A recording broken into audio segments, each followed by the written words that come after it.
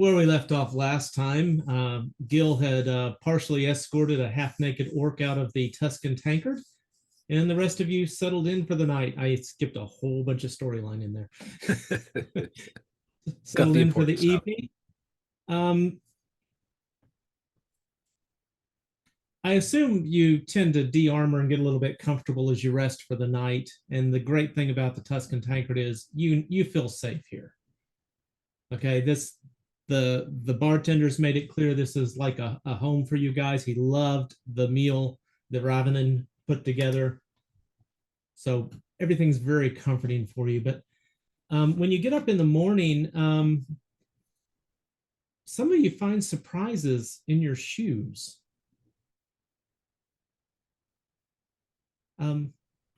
Amorna, who is it that wakes up with a surprise in their shoes? That would be the tavern keeper. Okay. Gil and Ravenin and Tyrick or Tyrick. You hit everybody. Okay, everybody with shoes. So all of you wake up and you go to put on your boots, shoes, otherwise, and you find them stuffed with a squishy, smelly, semi-solid material.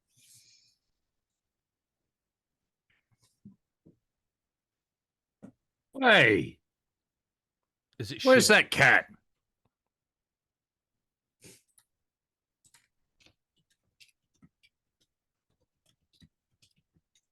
I'll just find a receptacle and turn my boot over in it and be like, well, that's just, that's nice. That's, everybody likes a little haha now and then. And what does it smell like? Mona, would you like to, not that she had anything to do with this. Okay. No, but she'd be the one to tell us if it's poop.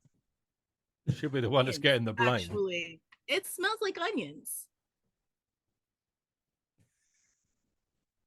Oh, well, that's a good culinary treat right there. I may not imbibe, but definitely just in there. Just woo! Somebody took their time with this. I like the dedication. All right, and he just goes about emptying out the boots and getting his day ready.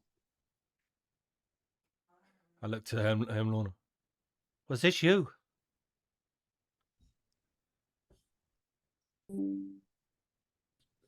My head hurts. I think I know what the answer is for that then. Can we tell what the substance is? Yeah, it's kind of what is it? I'm just going by the note I got at the end of session last week, so I'm gonna leave that up to her. It's onions. Okay, yeah. So that's I played it. She said onions. It smells like onions. I just assumed. Why did you put why onions? Where did you get these from? I'll check my bag in case my onions are missing. Tell me his onions are missing. Please tell me his onions are missing. Please tell me they are.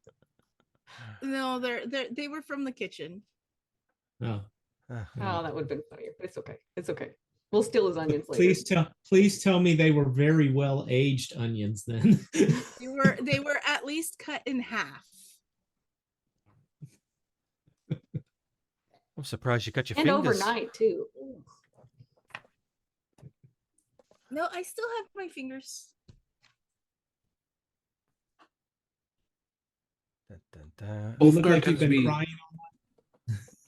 Ulfgar tends to be an early riser, so he probably would have been outside checking weather and seeing if, like, we know we talked about either land or sea travel for the day, seeing if the weather might make one more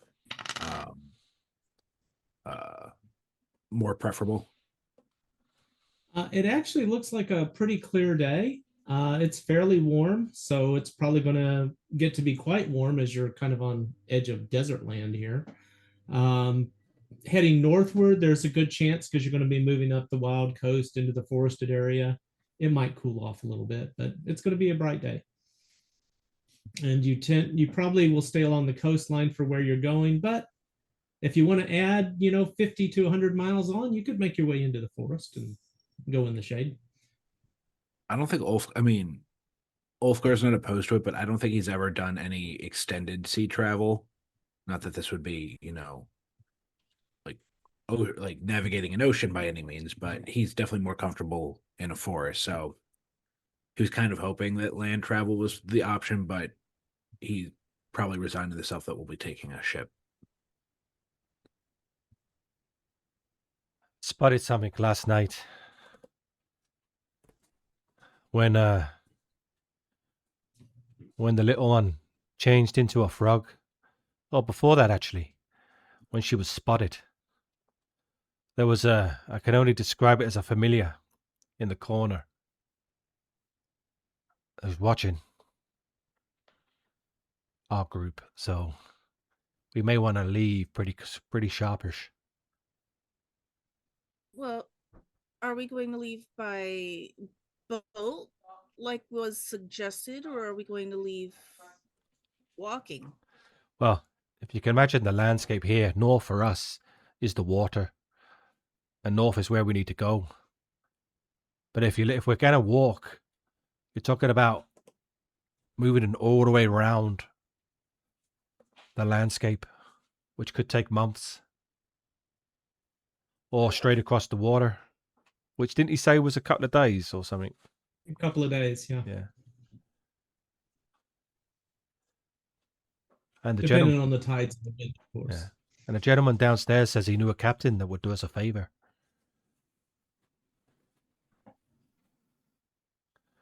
So my suggestion would be the boat.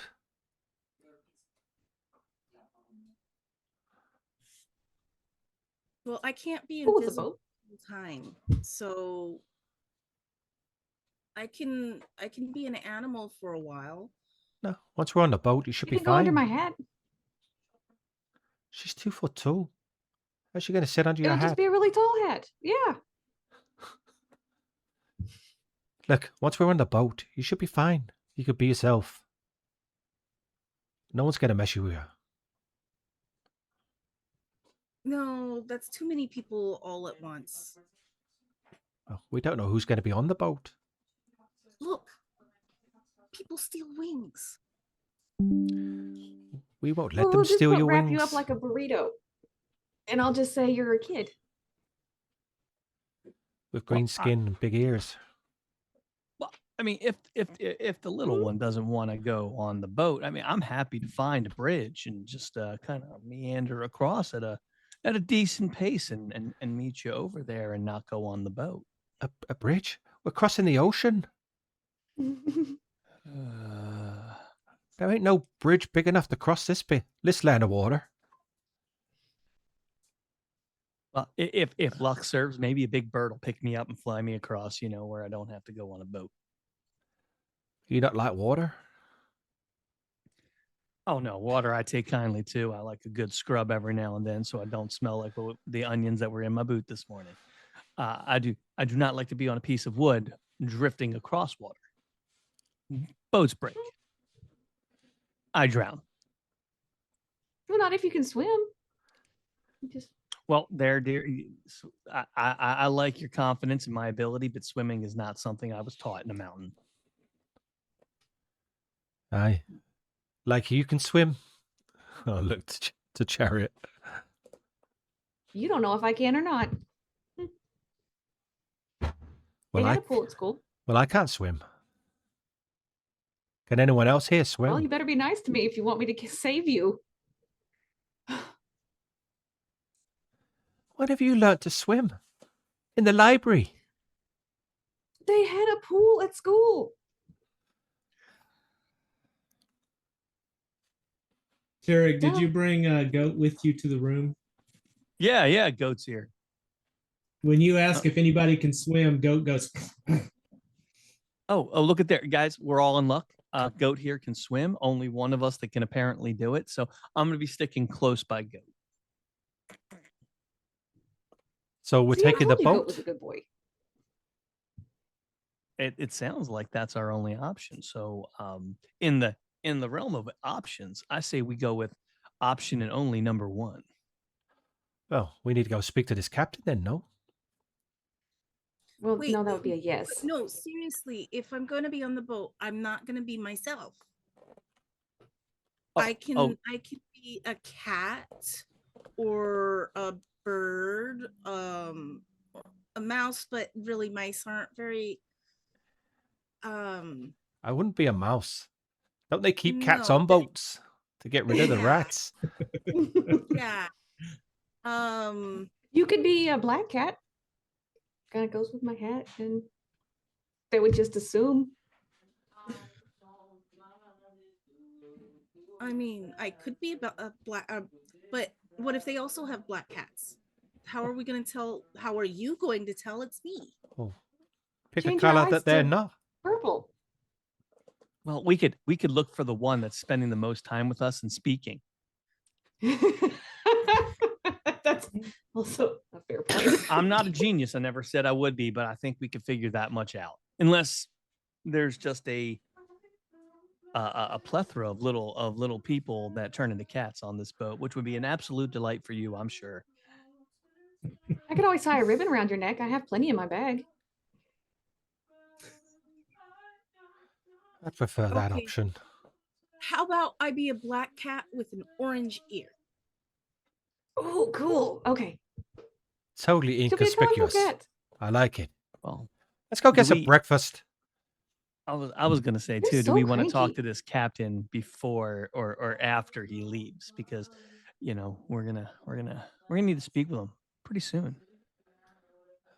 Let's go now Not then. that I'm rushing you. I don't want you to think I'm rushing you. I want you to take your time and settle in and do well. But I would like to talk to the captain sometime before he leaves and comes back.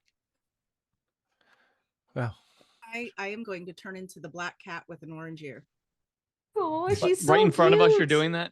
Okay, so be like, that was unsettling but mystifying. That was incredible.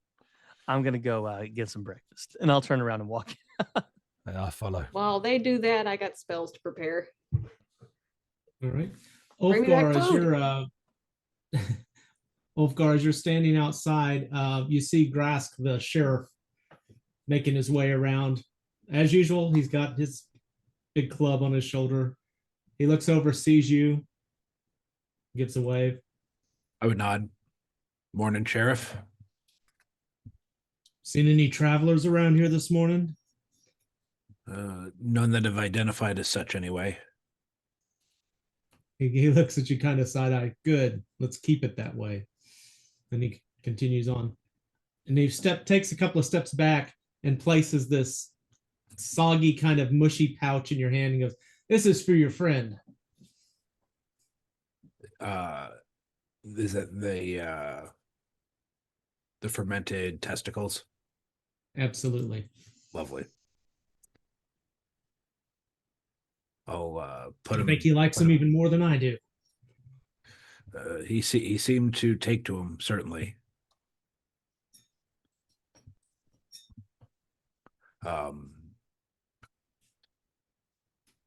Just so you know, I believe we are departing this morning, so we will be out of your hair. While we didn't start the trouble last night, I hope that is comforting, that we will be moving on. Those two idiots, they get into a fight every night. Well, every night that they're in town anyway. It'll be all right. Their mom will set them straight. As mothers have an ability to do anyway. So what was your mom like, Ulfgar?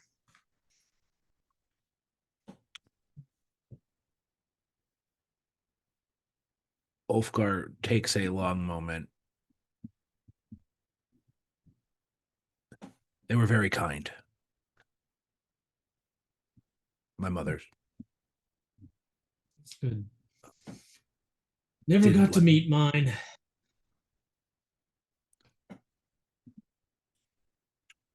I'm very sorry to hear. If that is something I should be empathizing with anyway. Do as you wish. So you guys gonna take the north route, or If I had to guess, we'll be taking a ship out of here. Oh, well, you might want to get an early start out there. A lot of these ships leave port early if they're heading north. I'm a little surprised my companions are not out yet, but I imagine they'll be getting along soon. Right. Well, take it easy. And he claps you on the shoulder. Hope to see you around someday. Anyone we should avoid?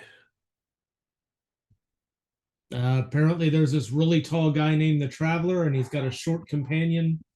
I'm sorry, I meant as far as ships go, if we were to commission a ride on one.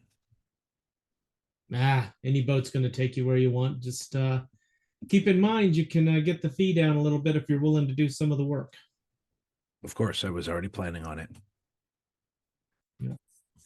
Oh, and don't mention the ship that was lost a couple of weeks ago. Some captains can be kind of sensitive about that. If you could enlighten me to any more details about it, I will certainly make sure not to mention it too. There's a ship bound down from the quarry carrying a load of stone. Just gone. Didn't make it stop in Safeton. No wreckage discovered? No wreckage, no people. Of course, when you're hauling rock, if something happens to your ship, you tend to pretty quick like. That Of course, usually there's a body that floats up after a day or two somewhere, but And when did unless this something eats occur it again? first. Pardon? When did this occur again? Oh, a couple of weeks ago. It's not a common thing, but Right. it does happen. Shipping can be a dangerous business. Mum's the word. What about my mom? Mm, I told Nothing you I about never your met her. That was a little harsh there, Ulfgar. Sorry, turn of phrase that where I'm from. I apologize. Right, all right. Well, good journeys. Make sure your friend gets those testicles. I'm sure he can't wait to pop them in his mouth. I'll make sure he gets a handful. Ulfgar is gonna kind of walk on. He's actually twirling his mace a bit on his shoulder as he walks. Many people are greeting him. Seems to run a good town. People know who he is, and obviously there's going to be crime that goes on, but he seems to have it well in hand. I open the door As for you- Tyrrell. What about bacon and bread? Ah, Ulfgar, there you are. Everyone ready? We're gonna get some breakfast and then go to the dock. We should make it quick. It sounds like the ships tend to leave fairly early in the morning. That is our intention. We'll maybe there first and then breakfast. If you're gonna get breakfast, maybe get it to go. But we should meet with this captain who you were told about. Captain Blacklong or something like that, wasn't she? Maybe see if he can wait till you eat, whatever. But I would recommend talking to him sooner than later. Apparently it's a she. Oh, my mistake. Well, to the docks then. And I look to where the sea is and head towards that way. I'll follow. Everybody else chiming along. Yeah, and I'm gonna be pulling up alongside of the short man. What do you say your name was? Tyrrell. That's right. So, I know we've got to watch the strange guy with the fancy coat, and I know we've got to get him where he's supposed to go. But there's a lot of strange things that have been happening since then. Like that cat. Do you think it hurt? The cat. Oh, you mean that little childlike fella? Yeah, do you figure that hurt? That looked terrible to me. Probably magically inclined, although I don't think you dabble in the magic too much. Magically inclined. And far be it from me to hold somebody back about being, vertically challenged. Well, yeah, the both of you could use whatever it is that the boss eats. It's dwarves are generally short, so I feel pretty confident. I feel good in my entire race's ability to be about this tall. Oh, so most of you fellas are about that big. Yeah, most of us. But Oh. the important thing is that we have you here to keep an eye on us shorter folks. So you got to feel real good about yourself. Being employed and completing an objective. Does that make you happy? Well, sure, I guess. But it does make me wonder if all of you is so short, who gets things off the high shelf? Well, that there be your boss who has height enough for all of us.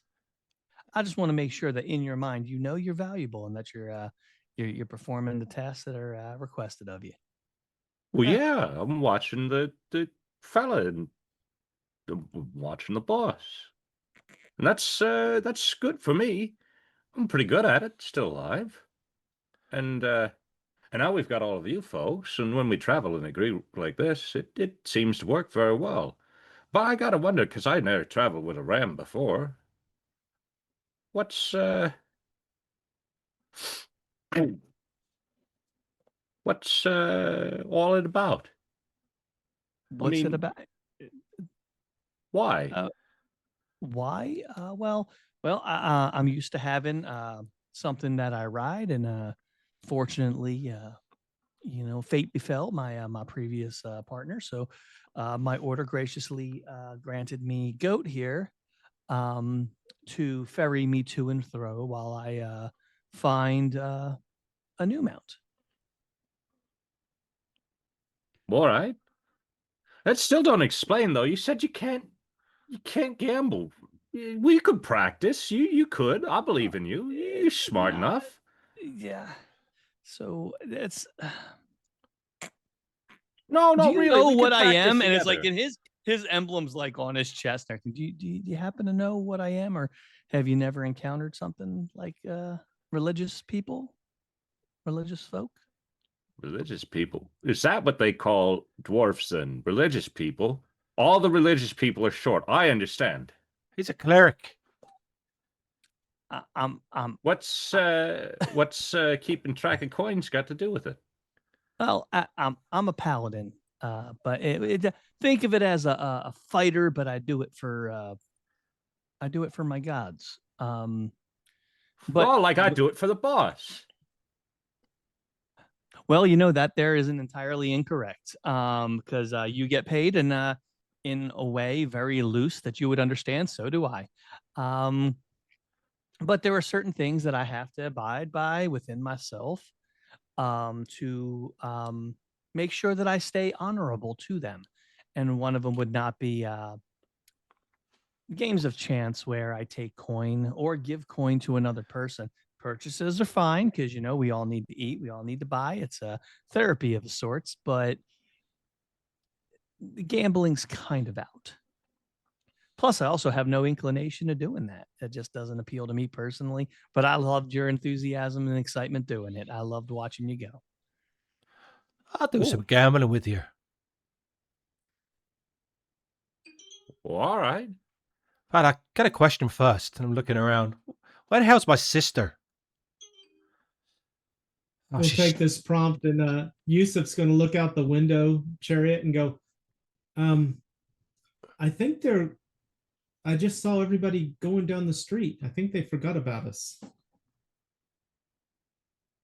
What? And I'll start scrambling to gather up what few things I have. I am going to kill him. Do I see her come out of the? More new books. Do I see her come out of the tavern? Yusuf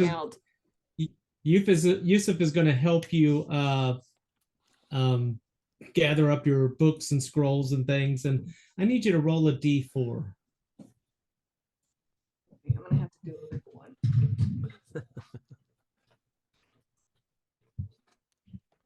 It's a little concerning, not going to lie. It always should be if I ask you to roll a die. It is. That's a 3. And as he grabs one of your books, that's one of the older books that I believe you had on loan from the library but forgot to return, he grabs it and you hear this ripping noise as the cover and part of the spine tears free from the back of the book. And he just looks at it and goes, "Oh, sorry." It's okay. I'm just gonna have to. He'll take it You and know kind of, what? you know, No. he'll try and put It's it back okay. together, and he ends up crinkling some of those very soft, fine, thin papers inside. Oh, okay. That destroying the books hurts, but it's okay. It's okay. Because we're gonna make Raven pay for it. That's what he gets for leaving me behind. This would not have happened if he had remembered his sister exists. So it's fine. Don't worry about it. Don't worry about it. It's okay. Just shove it into the bag. And I won't watch as he does that because it hurts. As he shoves it into the bag, you hear more noise of crinkling. You said shove. Just out of curiosity, will these be okay on a boat? As long as I don't fall in. Okay, well let's be mindful and hope that doesn't happen. Okay, I quit. While we wait for my sister, Gil, I do Yeah, have a you see him question come- for you. Go ahead, sorry. Is it your mother or your father that's part dwarf or dwarf? Because you're quite a short man. You're a little bit like the dwarf here. It's a rude thing to say, isn't it? Oh no, it's just an assumption. Well, You're like big and strong like a dwarf. well, big and strong like me. So you're 100% human. As far as I can tell. Wow. We'll grew up, well, you know, I think they called it Belfort. It was a good town. Were there dwarves there? No, that's the first one I seen. Didn't even know such a thing was. Oh. I've heard about elves, sure. Seen now, some of you folk. Never heard of any dwarf or anything like that. And all this magic is really starting to worry me. The glowy-eyed man makes me rather Well, Anybody seen him? he's probably with my sister.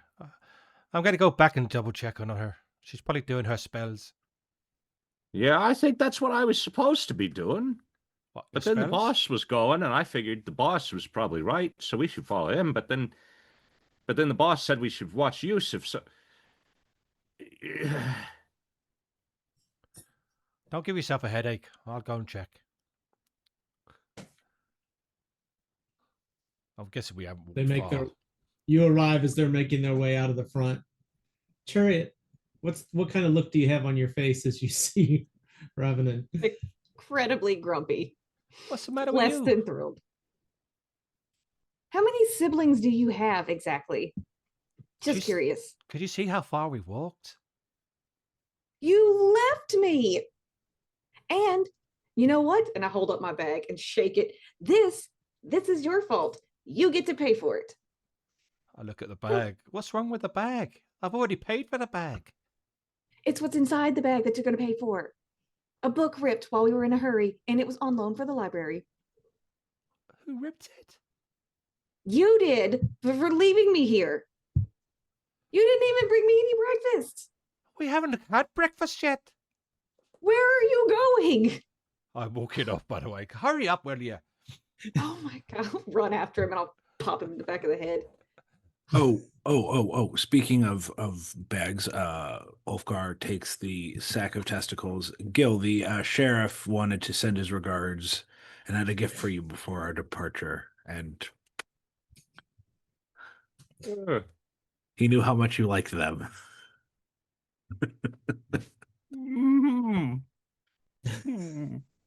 Don't eat them all at once now. Gil, Gil, I applaud your tenacity, but he's not here. You didn't have to eat it. You didn't have to eat it. But I mean, have some. It's good. You know, I appreciate, but no, I will not do that. But I appreciate you, and I will turn around and walk a little bit away from him and the testicles that he is devouring. I mean, if you're offering, Ulfgar will try one. Not half bad. Yeah, it's pretty good, boss. I can see you're so overwhelmed with how good they are, Gil. Might want to take your time. I savor it, boss. The evil DM side of me wants to make them have an addictive property, like some kind of drug. You know? I highly encourage this.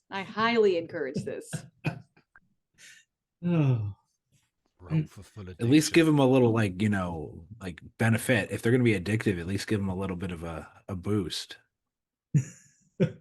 Why need Little them either way, chutzpah. boss? Sorry, what was that? He becomes numb to bludgeoning damage for 1 point. All right. Strengthen his groin area. +1 armor class to your groin.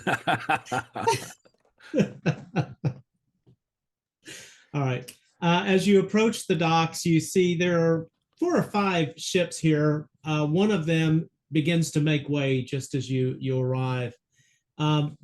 The docks are stacked with offloaded cargo. So you have several boxes in one area, large pallets of stone. And in another section, you have boxes that look like they're being prepared to be loaded. Many of the boats are actively working. You've got crew going back and forth. There's one boat sitting towards the end of the dock, however, that's just sitting there, seems to be rather idle. We'll look for a female captain. Okay. I'm not intelligent, but my character is. What was her actual name? They told you Black Lung. Did anyone actually give you her full name? Yeah, he actually said she doesn't like going by that though. Yeah, specifically be- don't. Captain Hale. Hell, okay. I look around. Is there a Captain Hal here? One of the dock hands will look and he'll point to the boat that's at the end, the one that doesn't seem to have any activity. Thank you. I head down that way, or I'm assuming we head down that way. Who's gonna talk? Who's gonna do the talking? Maybe I shouldn't.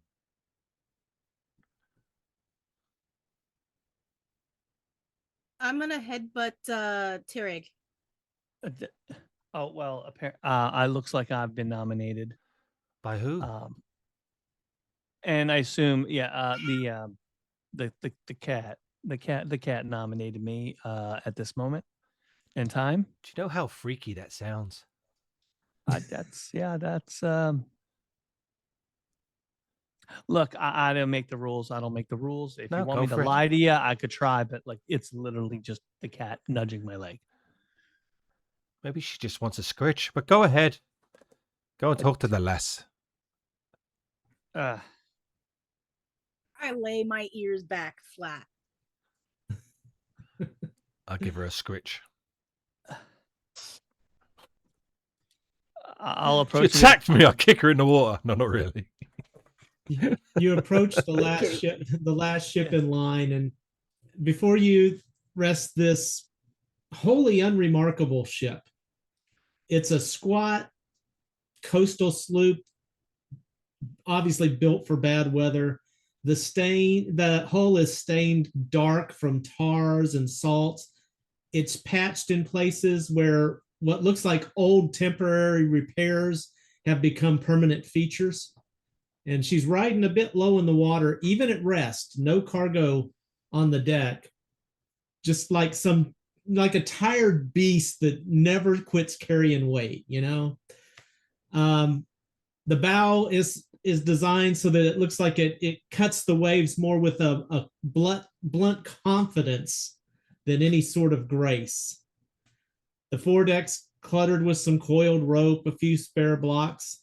The capstan looks like it's probably outlived 3 or 4 crews. The shining feature, however, at the prow rides a carved figurehead. A gull, half seabird, half dockside joke. You have a seagull with a proudly exaggerated chest, giving you a smug, side-eyed expression. The paint on it's worn down to the bare wood along the beak and wings, and you can tell where passerbyers reach up and rub certain portions of this seagull for luck.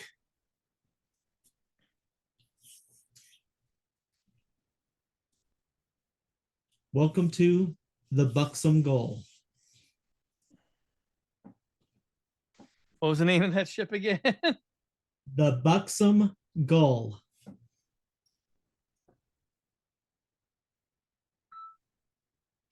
Well, that's something you don't see there every day. It seems like that figurehead's getting a little bit more attention than it probably deserves or should have. I've already wandered over and some mighty ship, this one. I don't know how to do this. The ahoy, Captain. And I'm looking at like Raven and like what the freak am I supposed to say to a captain? Captain Hal. Captain Hal. To the aft, the deck lifts up into a small stern castle and kind of a plain wheel. There's a bit of a cabin beneath it, and you see painted across the stern in thick leathers that have been repainted so much it's almost got a 3D effect to the paint at this point. And it says, "No trouble on my deck." The door below it opens, and this moderately rough looking, but think Gina Davis, Cutthroat Island kind of captain sticks her head out. Oh, okay, you quantified. I was about to be like, what are we looking at here? A 4, a 6, an 8? What are we looking at? What? We just ahoy there, Captain. We have just a group here trying to head north across the waters, and your boat was recommended to us. Fine ship that she is. Recommended by who? Oh, back there at the tavern there for the Tuscan tankard. We were told come on out here and cross the water on your ship. She goes back, closes the door for a moment. The door opens. She stoops and steps out and stands to her full height. She stands 5'10", dressed in a long black leather coat, dons a tricorn style hat, and you notice she has a patch over her right eye. When are you looking to make the trip? Well, we prefer as soon as you are able to sail, we could head on out there whenever your next break from port here is. My next break from port's in 2 weeks. You may have noticed there's no crew on the ship right now. I mean, we were hoping for something a little sooner than 2 weeks, but if it's crew you need, I'm sure some of us, anyone here, know how to do something on a ship. And I'm talking to the group. I can And lift she's heavy eyeing the things. group as you say that. I'm sorry, what was that, Chariot? I can tie knots. You're a little Hook. too excited. Oh, I can lift heavy things. I too can lift heavy things, but I'm pretty sure if you showed me how to do 1 or 2 things, I could pull on some ropes and move some sails and get the wind thing going. Oh, pull ropes. I know that one real well. used to ring the bells in the belfry. She steps over and takes a look at Gil. She reaches off and hits on the top of your helmet. You go overboard in that one, you ain't coming back up. Ooh, I wouldn't go overboard then, would I?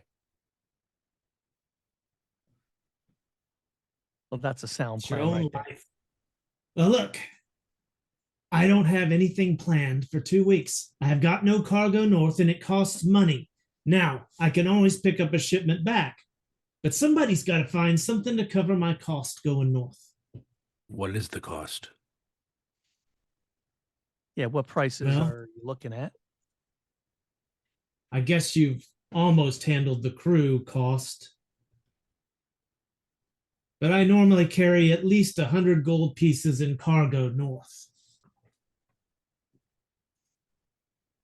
I have And books assuming you're worth going to be that the much. crew, then I don't have to cover crew costs north. So I'll cut you a deal. 90 gold pieces. Do you read? I have All right, books that cost that much. That's probably not necessary, but I appreciate your generosity. All right, let us go and see if we can take care of it. Second thing, maybe we can scrounge up some business to go back across the water. That would help I mean, some of them are rare books. alleviate some costs. Guys, anybody here? Does that sound like something we could do? We don't have that sort of money. And you're No, not selling your no, books. I get that.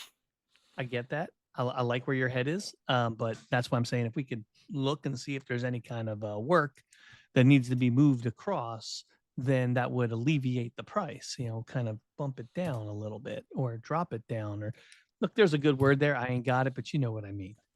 Yeah, fighting work. That's one of them things I'm good at. At least I do it a lot.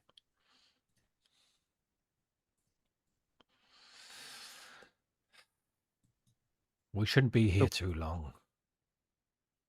We'll be here longer if we don't have 90 gold. So we should probably get back to town, start hustling and bustling. And I'll turn around to her and say, we're going to go see if we can scrounge up some business. We'll be back. She just kind of gives a wave and walks back over and goes in the cabin. Also, I'd like to point out, guys, maybe it'd be best if, and this is just a suggestion, don't think I'm, pushing my sensibilities on you, but don't have to tell the people we're dealing with exactly what we have and what we don't have. There are people around that do not have the best intentions. So just let's keep our book and money worth to a minimum. Just work best for everybody, I think. Well, I could give her one. The ripped one. And I glare at Raven. Why is it ripped? Because we were in a hurry and it's old and it fell apart. We could we also just see if there's other ships looking to leave today? That seems like a quicker effort than trying to manufacture business, especially when we're trying to depart sooner than later. You're not wrong, but and I did consider that until I cast it to the side when you all said you wanted, and the people back at the tavern said we'd want to talk to her. So was working with what I had, but I'll let you take lead. Why don't you take lead on this one? Oh, we need to go find work then. Maybe some billboard up for some adventurers or something. Well, I meant more seeing if anybody had anything they needed to be moved across, but as that would solve the cargo issue. But offering services would take a little bit longer, but we do have services, and I know Gil himself over there feels the need and the desire to be useful. So we have a couple different ways. We got Ulfgar that just going to talk to the rest of the ship captains, it sounds like. And then we can start looking into town, see what options are available.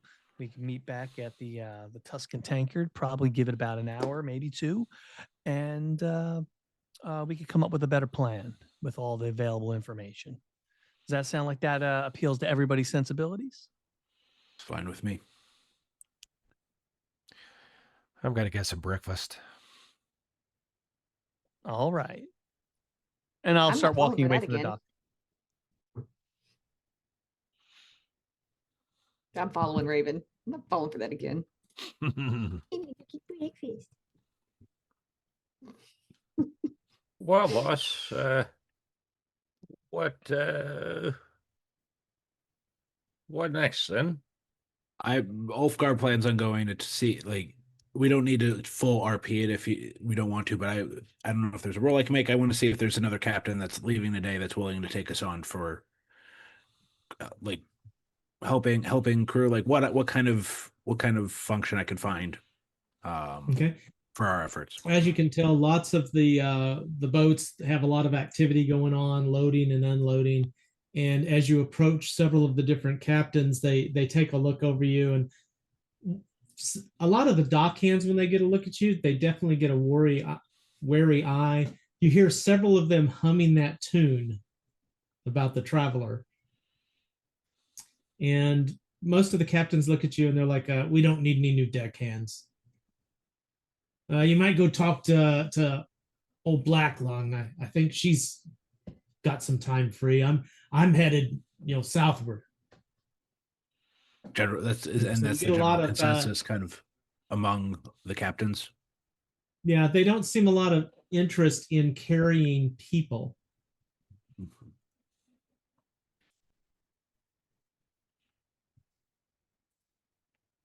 I mean, I can pretend to be a book if it helps.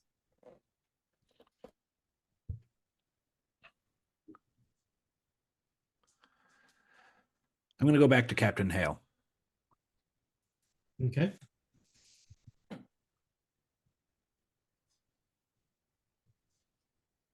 Captain, I want to Well, see if we again, can. are you getting on the boat, or are you going to yell for her? How are you approaching? Oh, 'Cause I she's guess in I her- didn't know if she's out. If I noticed no, her. she's in her cabin. Yeah, I'll get on the boat and You get on the boat, and there's just enough lean from your weight on it, and the door flies open, and you just angry eyes looking out. What are you doing on my ship? looking to speak with you. She'll step out. Do you know that you don't step onto a captain's ship without permission? And she walks up and reaches up and hits you right in the sternum with her finger in a sharp jab. Step off my boat. I will step off. She'll take a step back. Come on, permission to board. I'll step on. What? I wanted to see if we could renegotiate terms. Our group is not in a position to cover 100 gold pieces, not much less 90 gold pieces. But it figures by the time you take us where we want to go and you can come back, that is still more money able to be made. You would still probably be able to depart in the time that you were looking in the first place. And I say this very softly. I know something has happened out on those waters. We are a very competent group that not only can help manage the work on the ship, but help ensure no danger comes about it. All right, Bumpkin, go check the Dunsel. She just crosses her arms and leans back. Can I'll just say, I don't know what that is. I'm a quick study though, and maybe someone in my group can. Just because I don't know something doesn't mean my companions don't. I'm not You've got going a to, strange I'm not, definition of competent, sir. I speak as a group. I'm not speaking just for myself. We have a place we need to get. You are the quickest means, but I'm being upfront with you on our position. But I'm hoping we can come to some mutually beneficial terms, one that doesn't put us out the money we have, but also giving you opportunity to make some quick gold that you wouldn't have made otherwise, but also getting back in time to make what you were planning on making. Well, let me point a few things out to you, Bumpkin. Number one, you don't talk about what happened to other ships. She turns and spits over her shoulder. Especially when you're standing on my ship. You see them words across the back? I mean it. What do the words say? Now you need to, it says, no trouble on my deck. Understood? I don't run charities. I'm not I saying you know do how this. much gold I'll make hauling cargo back. I have to make money going the other direction too. I've got my own debts to pay. You think a beautiful, luxurious craft like this just gets inherited by a captain when the old captain dies? I wouldn't venture to guess how that works.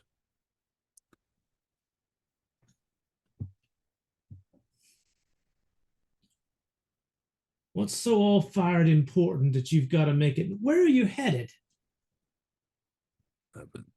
Was it Dark Shelf, Black Shelf? Dark Shelf. I Dark think your Shelf. character knows. Yeah, that's what I've said. Yeah, I want to clarify. We're Dark headed- Shelf? You mean across the sea? Yes. I'm going north.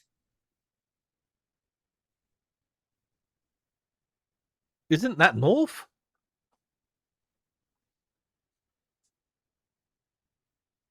You're not here. No, that was out of character. From my understanding, that was north. Is that not the case? Are you talking about Dark Shelf Quarry? I could be. I just was. Well, you, Our business you, is you north. want me to carry you somewhere and you don't even know where you're going. What? Hold on now. It's not, we don't know where we're going. We was going to the place where them folks was taking them other folks. Ah, that clears it all right up. Yeah, it does.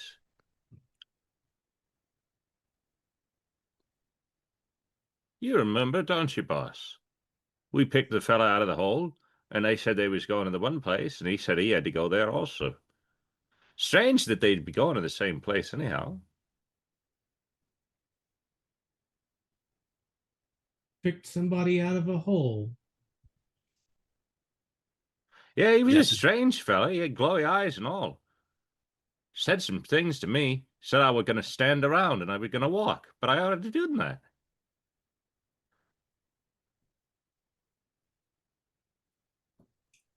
She's going to look and kind of lean over down to you.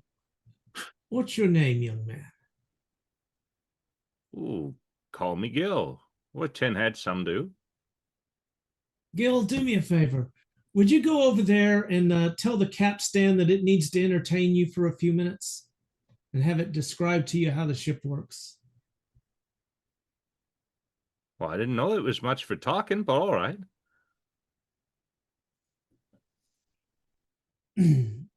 Now, what's your name, sir?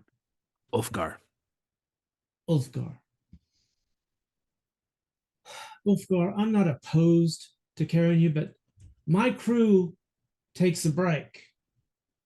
For 2 weeks, we've been hauling north and south, nonstop, for 3 months. Understood. I just my goal of coming here was to let you know our situation. I figured upfront and honesty was better than trying to blow smoke, as they say. Well, what's this about glowing-eyed people? Are you bringing somebody with glowy eyes on my ship? I think Gil has a way with metaphor that a lot of people just don't understand. And she looks over, and Gil, I assume you're talking to the capstan at this point, or are you And listening? see, it's around about that time that the big fella came down And there was a great big ring, and I don't remember much after that, but She just looks over and shakes her head.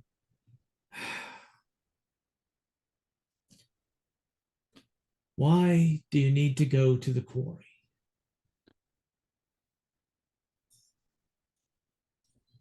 We are escorting a man who needs to go there.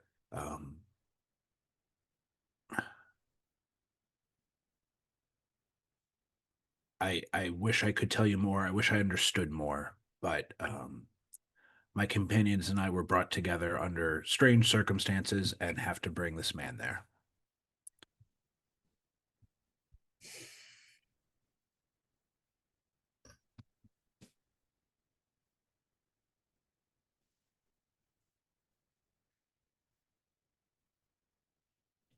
And I'm not asking this in a manner to steal your money. How Understood. much gold do you have? On my person, I can't speak for my companions. I have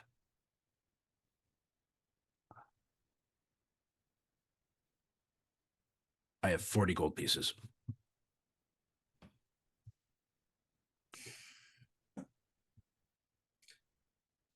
As you can see, I do not carry a lot. I do not have a lot of personal effects.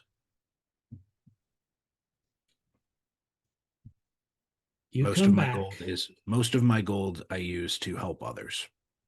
Bear with me. You come back.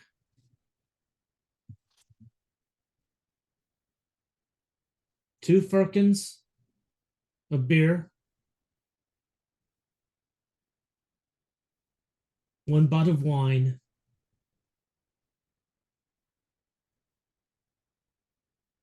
Three casks of grain.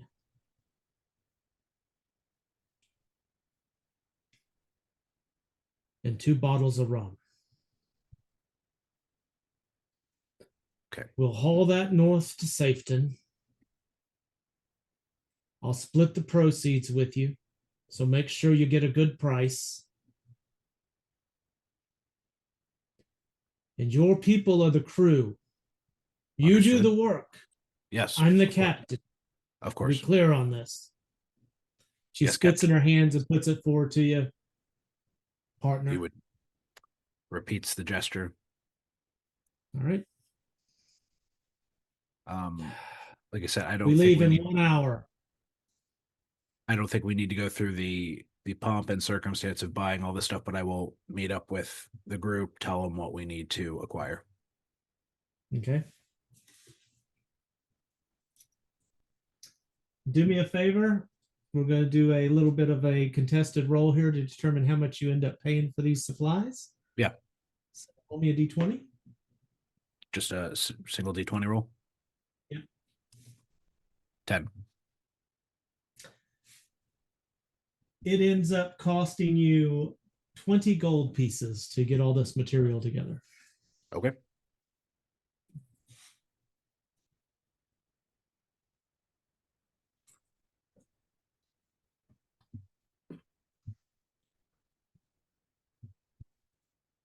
So you can assemble the rest of the crew.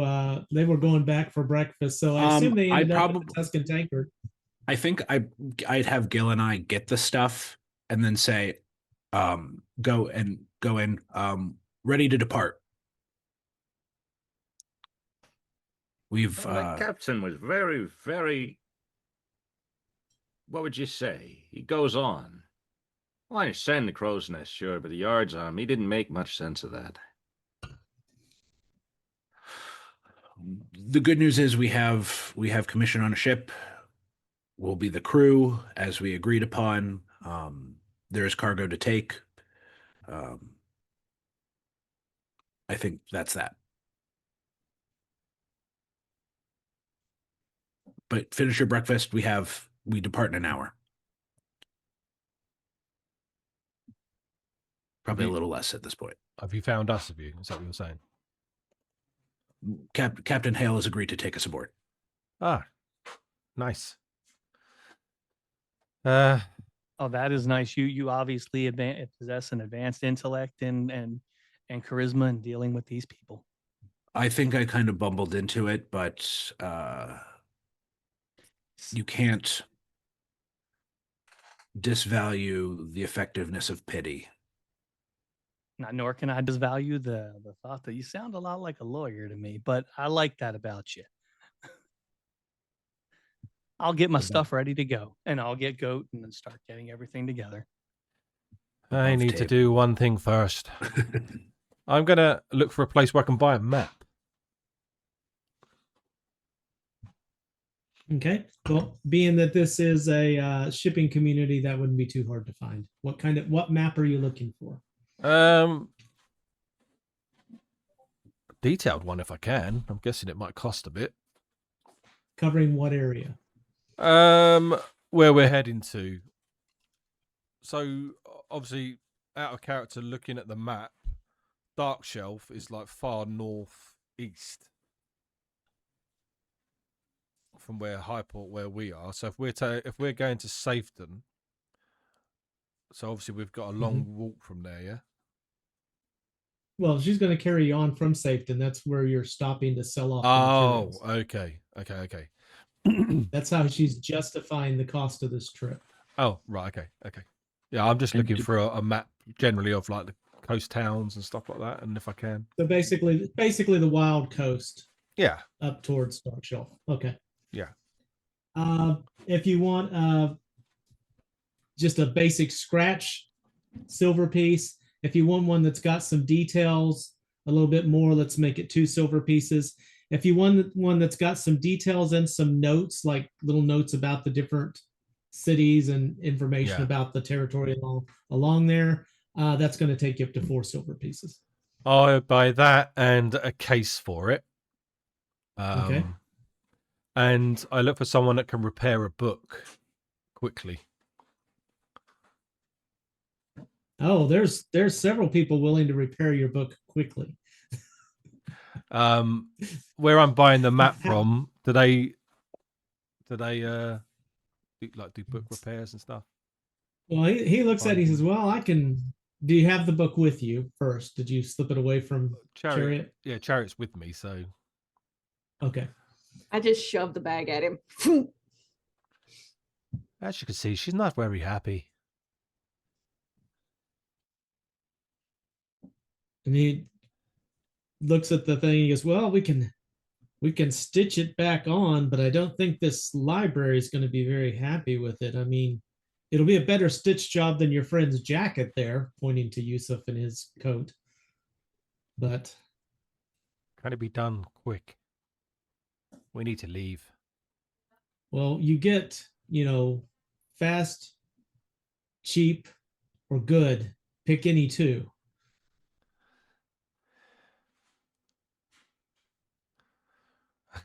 I looked at Chariot and see how happy she is. If you want it fast and good, it ain't going to be cheap. If you want it fast and cheap, it ain't going to be good. Look, we gotta leave in about 40 minutes on a boat.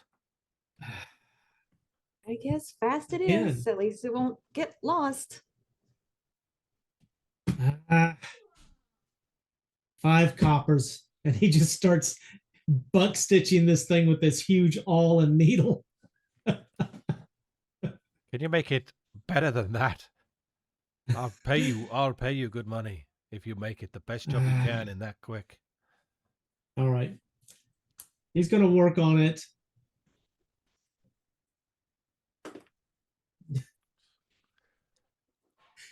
It's slightly less than a Frankenstein look when he gets done with it. It's not a bad stitching job, and he did what he could to match the threads to the color of the book, but it's an aged book. Yeah. He doesn't, he doesn't have anything like that really. But when we've matches got it. more time, we can get a better job done. Yeah. Oh yeah. He's like, oh yeah, sure, yeah. They can just take this out and just you won't even see the stitching holes. Yeah. Well, assuming it's the same guy like who had the map and that, yeah, and the case and stuff. I give him a gold piece for everything. And you'll go, all right, fair enough. Thank you. is that good enough for now? When we get to the next city, we can get a better job done. Thank you, sir. Not saying your work's shit or anything. Time. Aye, Time's I know. money. I know. But books and her. I looked to her. What other books have you got? Quickly. That's the only one that was ripped. Yeah, but are you selling any books? No. I'm not talking to you. I'm talking to him. Oh, never mind. Yes, we want to buy books. I'm more of a map store, really. I mean, Do you have a book of he's maps? kind of looking around. He's digging around underneath this, and he's I got some old captain's log books. What about a blank book? Blank one. I have this one that's it's only written in about 2/3 of the way through. Want that? You could put your own notes in there. How much? It's been sitting there. He dusts it off, you know. Well, a book this fine with pages this nice. God. With shit written in it. Aye. I could let it go for and he looks and he realizes how much you just paid him for all that work. 2 silver pieces. A silver and no more. Sold. For something he just found on the floor. Perfect. I know how much. Dang it. Okay, I guess I know how much paper costs. I'll hand it to you. There you go. Cheer up. Come on, let's go. Don't forget you forget. I don't hate you bacon. anymore. Wait, what'd you bring me for breakfast? Did you get bacon? Where did you find it? Bacon baguettes. We just bought some off. Where did the bacon come from? A pig. Where else does a bacon come from? There was some gnomes selling bacon out behind the Oh my God. tavern. Smells like Not bacon. hungry anymore. Smells like bacon. Tastes like bacon. Come on. We head to the docks.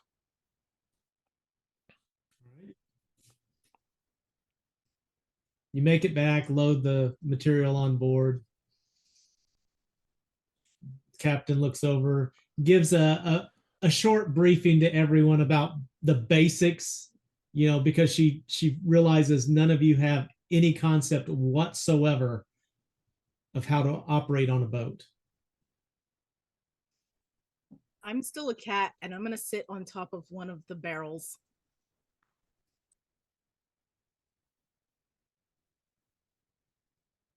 She starts to point at you and just gives up, points at Gil and says, "You cannot wear that steel on the ship. Stow it. You go It'll be overboard. I'm not getting stuck in the middle of the sea because you're an anchor and your friend here wants to rescue you. You don't need the armor. We're going to be at sea. I guarantee if we get overrun by a horde, you'll be fine. We'll just go farther out to sea." Well, I can take off the chain, sure, but the helmet stays on. What are you hiding under there? My head.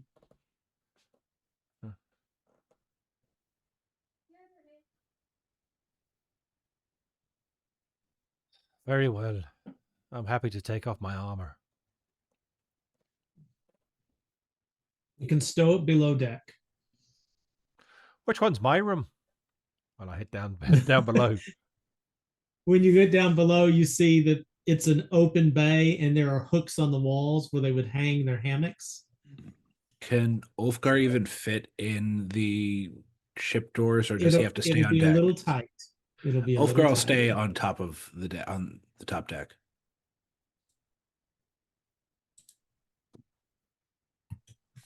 All right. I Let me take off get my you- armor, hang it up, and I'll just keep 2 kukris on me with my belt, and the rest I'll leave with my my armor. Oh my god. There's a map. Every once in a while, I do that just to confuse everybody. I actually have the below deck and lower deck. If you want them too, I can bring them on to display. So. Oh, I thought that was a television series.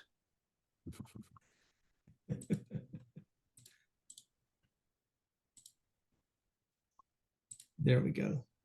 So that brings all three decks into view. It's not that loaded down, so but it's the only of this ship that I have. I Wow, wasn't there's going to so go much in stuff. and try and redraw stuff because I can't draw. So if only we had someone. I can make a hairball. Does that help? I sincerely hope you're talking about drawing one. Am I? Well, Pam, either is way, the- I think I it's made it very move. helpful if you need a hairball. Is the far left the Oh, top deck? I'm sorry, what was that, Terry? Far left is top deck. Far left is the top. So top, mid, cargo.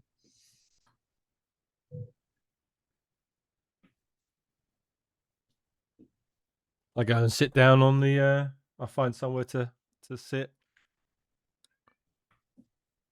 and chill out. You sit down, and all of a sudden, this belay pin comes by and just whizzes past you, hits the side of the deck. Hey, no resting. You're the crew. I'm the captain. Get the sail ready. Okay. I'll head back upstairs nimbly.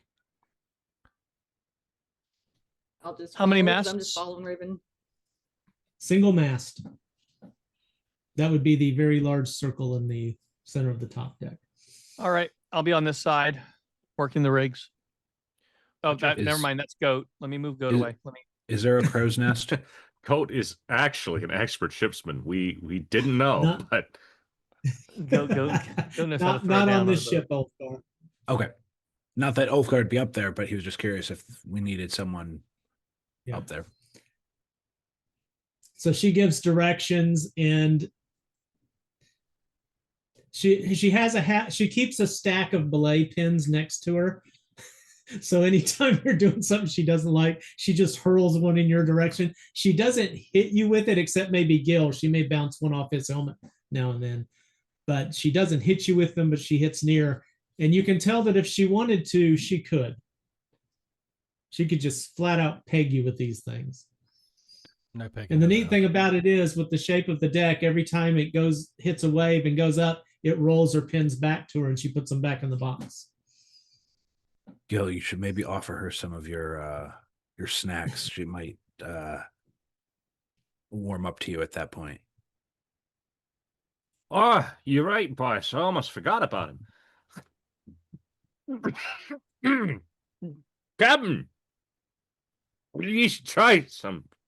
They're really quite good. She looks at him. Before you even get close, she goes, I thought the smell of onions was strange enough. Ooh, sure, it smells Why? strange, but it tastes all right. Why in Cuthbert's name have you brought fermented mud tiger testicles onto my ship? Well, it was a gift. Are you related to Grask? Not as I know of. You know those things are addictive, right? Well, I keep eating them, so it must be. Oh. How many do you have left?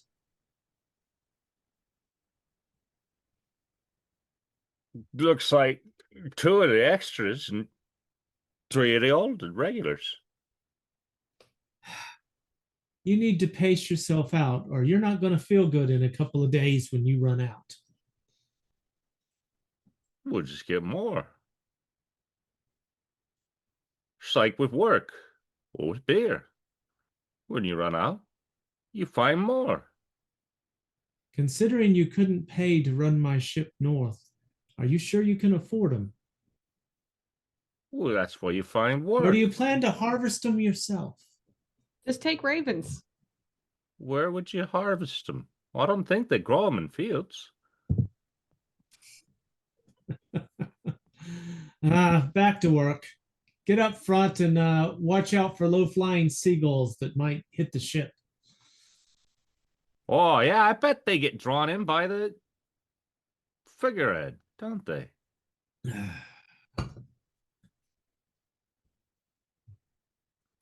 Right. And I don't want to see you fondling my goal either.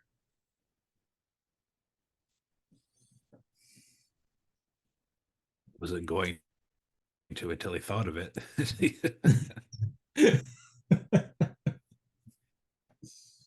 I know who I'm dealing with. That's the DM speaking.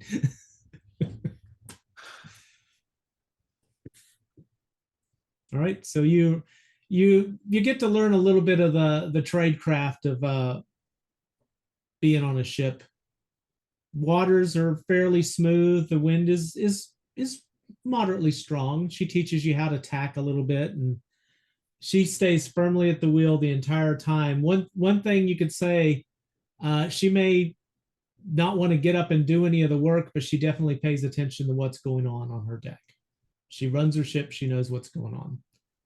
She has, however, by the time you are an hour out on the water, finished off one of the bottles of rum.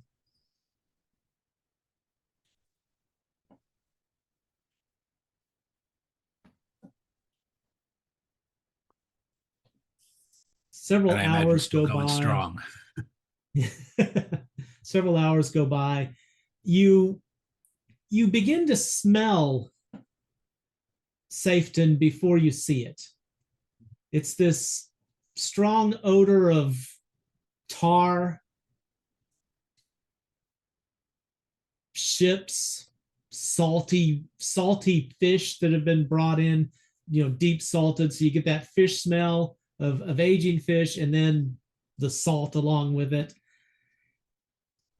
You see Safeton ahead. It sits on the wild coast, kind of like a knife that was left out in the rain.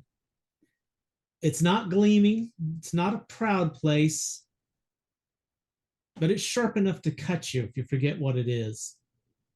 The docks are crowded with small traders, fishing smacks, and little cargo sloops. And there's rows of weathered warehouses that kind of lean out towards the water. The doors on these are reinforced. Their windows are barred. You see sailors, drovers moving through the streets. It's loud. Lots of gulls as people are offloading their fish and catches. You hear shouting, the clutter of crates as they're being moved back and forth.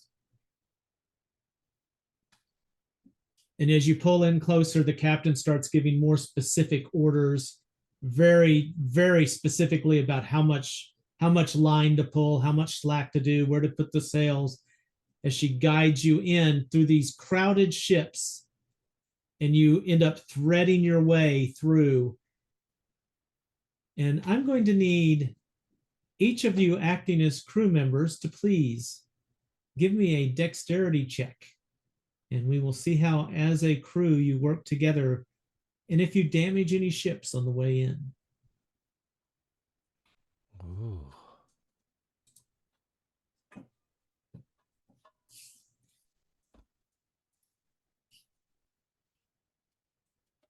So everybody's doing pretty good, but Ulfgar, who seems to be cack-handing it a bit there. Me not Chariot. dexterous, surprised. She wasn't doing anything, but I can. She's just kind of walking around. Hold on. Where am I gonna look? Dexterity.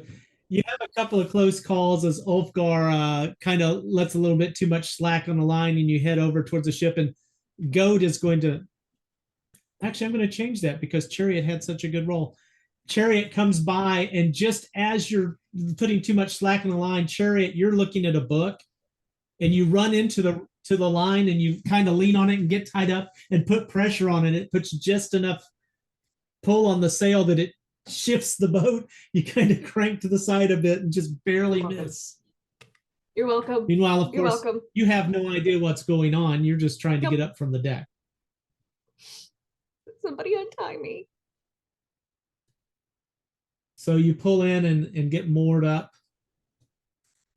And the captain looks, we're going to go sell off this cargo quickly. I'm going to be leaving in probably 2 hours. If you're on the ship, we'll go north. If you're not, I'm headed south. Are you clear with me? I'm happy to take you the rest of the way, but I'm not going to wait for you. So you either stay with us to sell this or you go take care of your business. Be back here 2 hours. As she taps the little sundial on her wrist.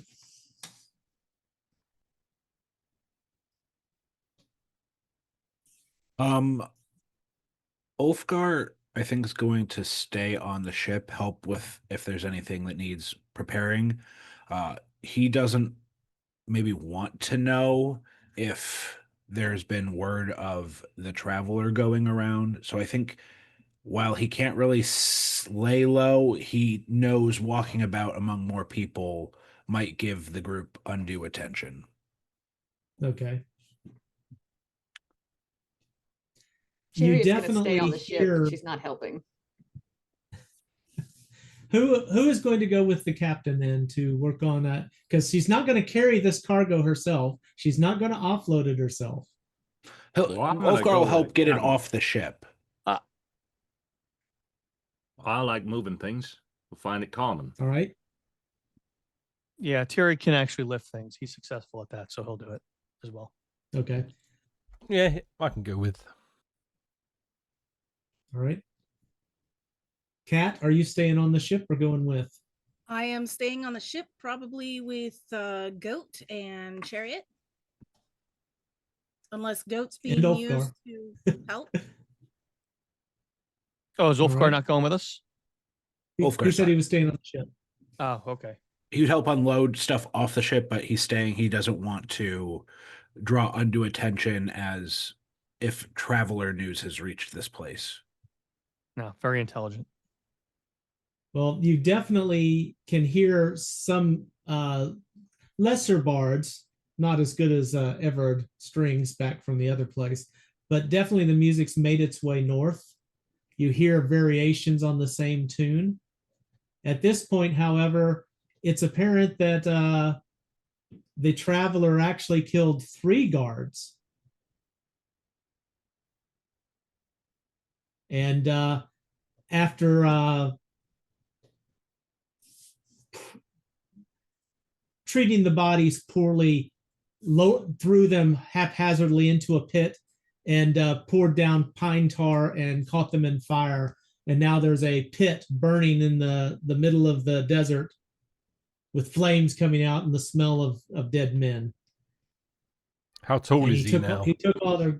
He took their garments and their armor and sold them cheap, all part of the song, including one guard had a picture of his newborn son that had been drawn and that he had commissioned for art. And apparently the traveler used it for a napkin and sold it for an electrum piece and gave change.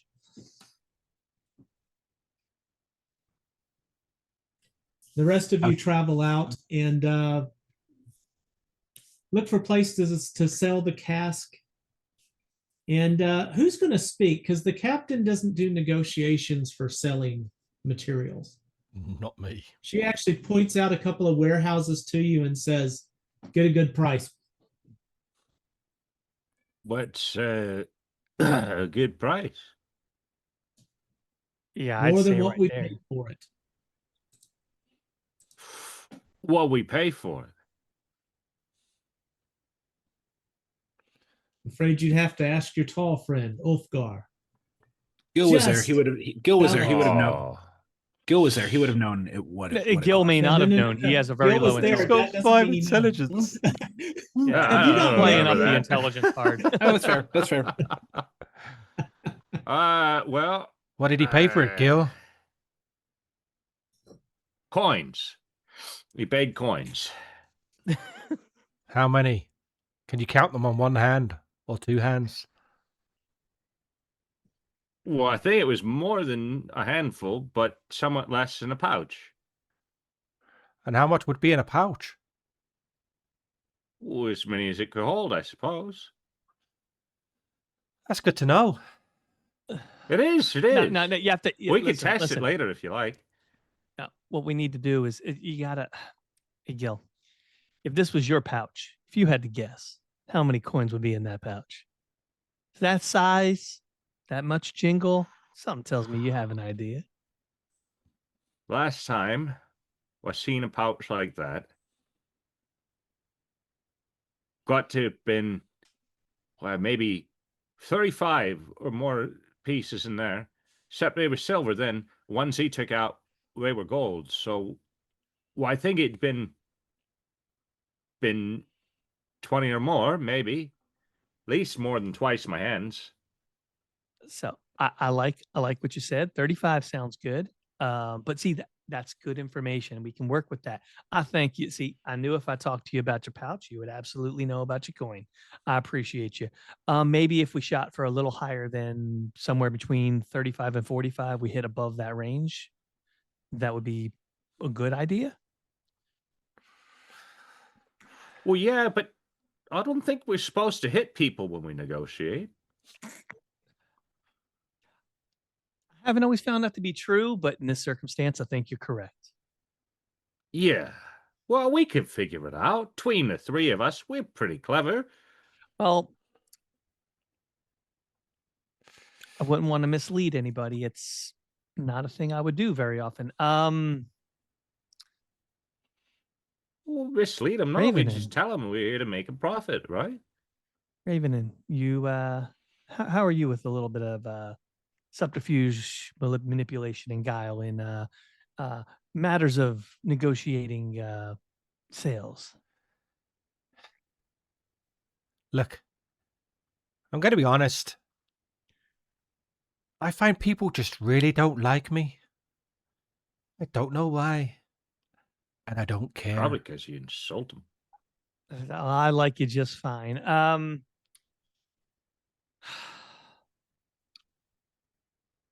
We have So no here- master here's what- debaters amongst us. This is not ideal, but not something that Here's what I'm going to do. This is going to be a charisma check. Which for is how why well I'm you not do doing and the it. profit you get. If you've got anything to do with any proficiency that would help you with salesmanship or anything, you're welcome to put that on. Who is going to do the negotiation? I have animal lore. Can a There's- human be an animal that I understand? I don't think anyone's got bargain. Which is I've the got long way. intimidation. Nobody has bargain. Intimidation might work, but not in the- Intimidation might work. I mean, it's the most we got. Yeah, I have nothing. Please send Gil to sell the goods. I really Yeah, would none of love us that. are none of us are charisma monsters. We're not even charisma Halloween costumes. I mean, I have 8 but- charisma and I have a -4 reaction adjustment. Yeah. Only minus All right, 2. at this point, as the discussion is going Them on, from the Only boat. minus Gil 2 wanders against women. off towards the warehouse. Okay, Gil. Gil. PM, can I see right, them Gil. from the boat? Well, you've got cat's eyes, so maybe. I'll say yes, just for the fun of it. Sure. Do I see them arguing or debating? You obviously can't hear what they're talking about, but you can definitely see that there's a discussion going on back and forth and lots of hand waving and Gil's going, I'm gonna jump off the boat in my cat form, and I am going to hightail it over there. okay. And when I get there, I am going to so Gil was the one waving around enthusiastically, right? Oh, absolutely. I'm gonna jump up onto his shoulder. He might get a couple of claw marks, but he's gonna have a cat on his shoulder. Hey there. Oh, well.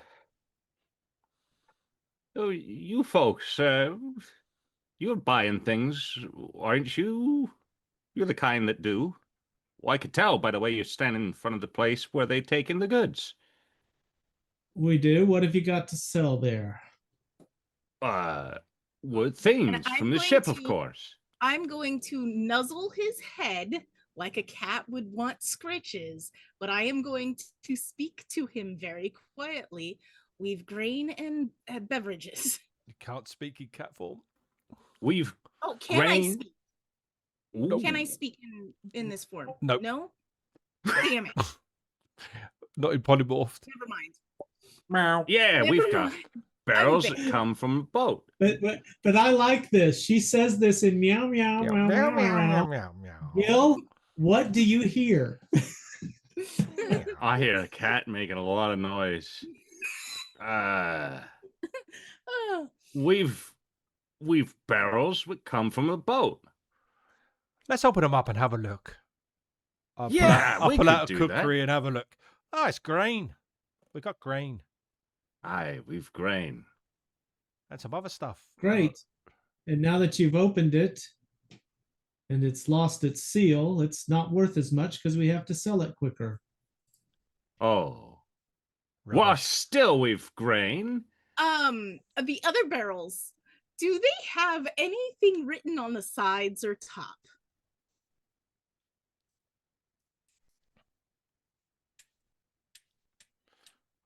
Yes, they do.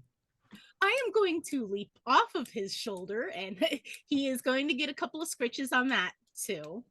And I'm going to move over to the barrels that are still sealed, and I'm going to Tell me there's a cat pointing. I'm gonna jump up onto one of the barrels, and I'm gonna tap my paw on near where there's words written. If Gil is like Ulfgar, Well, I can't read. right? Ah, there it is. There, look. What's it say? What else we got here? You've got 2 firkins of what did we say? Beer Yeah. Beer, yeah. and one butt of wine. Ah, there you go. Beer. And there were 2 of the grain, right? Yeah. There were 2 of the grain, so only 2 one of the casks grain grain. is open. I mean, like, Ravenin is very intelligent. Jade is not. Like, if he would have saw the fucking writing, he would have said what it was. We've grain and booze both. Aye.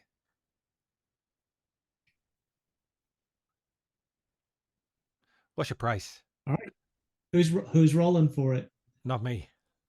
Absolutely. I not. guess Charisma. me. I guess. All I'll right, just so here's I'll just what- step here's forward what and we're doing. say, and the benefit is it came to you before anyone else. Okay. Trying so to here's where we are, Gil. You're going to make a charisma roll on this, and you've got to roll lower than your stat. Okay. If you roll within 2 of your stat below it, you're going to get the best profit. If you go between 3 to 5, you'll get a medium profit. And if you roll 10 or more below your stat, you'll get a low profit. If you roll above your stat, you're going to sell it at a loss, but you don't know that. I wouldn't know it either way. So who's rolling? Tyrion. I mean, Gil is. Gil is. What's yeah. Gil's? Well, Wait. In what's fairness, he has the better what's your- charisma. Fine, I've Really, got this 9. is I've better got for him. 9. It's I'm okay. current. He's been saying he was going to roll, so you know. Let this happen. hurrying, We've and I'm committed to allowed- this. Let this happen. Wait. That's a bad roll, isn't it? No, No, it's that's a profit. excellent. It's still a profit. That's excellent. That's underneath my. That's underneath. It's my still a stat. profit. Oh, I thought. No It's under a profit. stat, so you get a profit, but it's going to be a low profit. Wait. So- Wait. Mama, you've got a D6 that you can. Am give. I allowed to use it on? No, You wait. can- Why you would I can- want to use it? Oh You yeah, can give it to Gil. You can give it to Gil. I would like to give it to give it to And if he rolls, And then it'll whatever he minus- rolls is added to that, No, meaning it's the gonna- number goes up. No, it's going to minus it. If low is better, if what Tam's saying is better, low is better. Low Well, isn't better. Closer Oh. to the numbers No, better. here's where we're at. He is 7 below his stat, which Yep. puts you in the low profit margin. And if he rolls my D6, A and 6 still would be gets a D6, fantastic. that would be perfect. Yes. So yes, Yeah, I would like to well- give him my D6. All right, let's go for it. Come on, All 6. Okay, It's no, pretty that's good. not bad. Still That's not good. bad. Good. Still good. That Still Gil good. came out that of moves this you up pretty into all right. the medium Gil is the profit hero range. of So legends. good job. Good job. All right. I don't know. So how you're I not did going it, to Captain, double but- it. You're not going to double it, but you're gonna sell it. He purchased this for 20 gold pieces, including the rum, which the captain kept. But we're going to say you sell this for 35 gold pieces. So you're Not making bad 15 at gold all. profit on top of that. So And that's even after we cracked one of the casks open. This is not bad. Thank you very much. Hopefully that's good. Well, I think it's the is. best we were going to get, and even if we had gotten less, it still would have been better than getting nothing. So everybody here's a winner. Everybody should feel good about themselves. Well, he's exactly right. Now we ain't got to haul all that crap back to the boat, do we? Oh, I believe the luck was down to the cat's paw. Hmm? I think Well, it's it better may be well a be. rabbit's paw, but in this case, we can call it a cat's paw. Meow. Is that because that's because of the little fella? I like what you did there. It's Aye. all right. I guess we should head back to the boat there and get ready to be on the water more. 'cause, I'm gonna we're jump all Wow. and sit on so Gil's excited. shoulder. Well, yeah, we could, but first we have a lot of gold, don't we? So we could, a little something on the way back, and then, I'm sitting on his shoulder at this point, and I'm gonna smack him. shit. I just wanted a little something. I smack him again. Yeah. No claws are out. Ah. No claws are out, but still. All Well, right. I'm gonna say there the little feller doesn't agree, and we should head back to the boat. And then we could all discuss it. Maybe we all come out and get a little something. Take care of the group as a whole. Well, I should talk to them folks anyway. I mean, here we are, all sort of meandering our way, but I don't know really anything about most of you folks. I just found out you was some kind of Palladian, and whatever that is. Yeah, no, and the fact that you still remember, really, I'll tell you, it makes my heart just feel good. I was going to suggest that we take a gold piece each, but I don't want to whack him from the cat. Ooh, this is not a bad I mean, idea, really. I'll say it's- maybe the problem is you haven't offered anything to the cat. I'm just observant, Wow. but That's a good point. Well, of course we were going to get you something too. I don't know. Maybe some ice cream. That's what a cat likes, isn't it? I start purring. Let's just get back to the See. boat. Come on. 35 gold. We can't not sniff at that. But now, all right. I'm I was already really walking hoping- off back to the boat.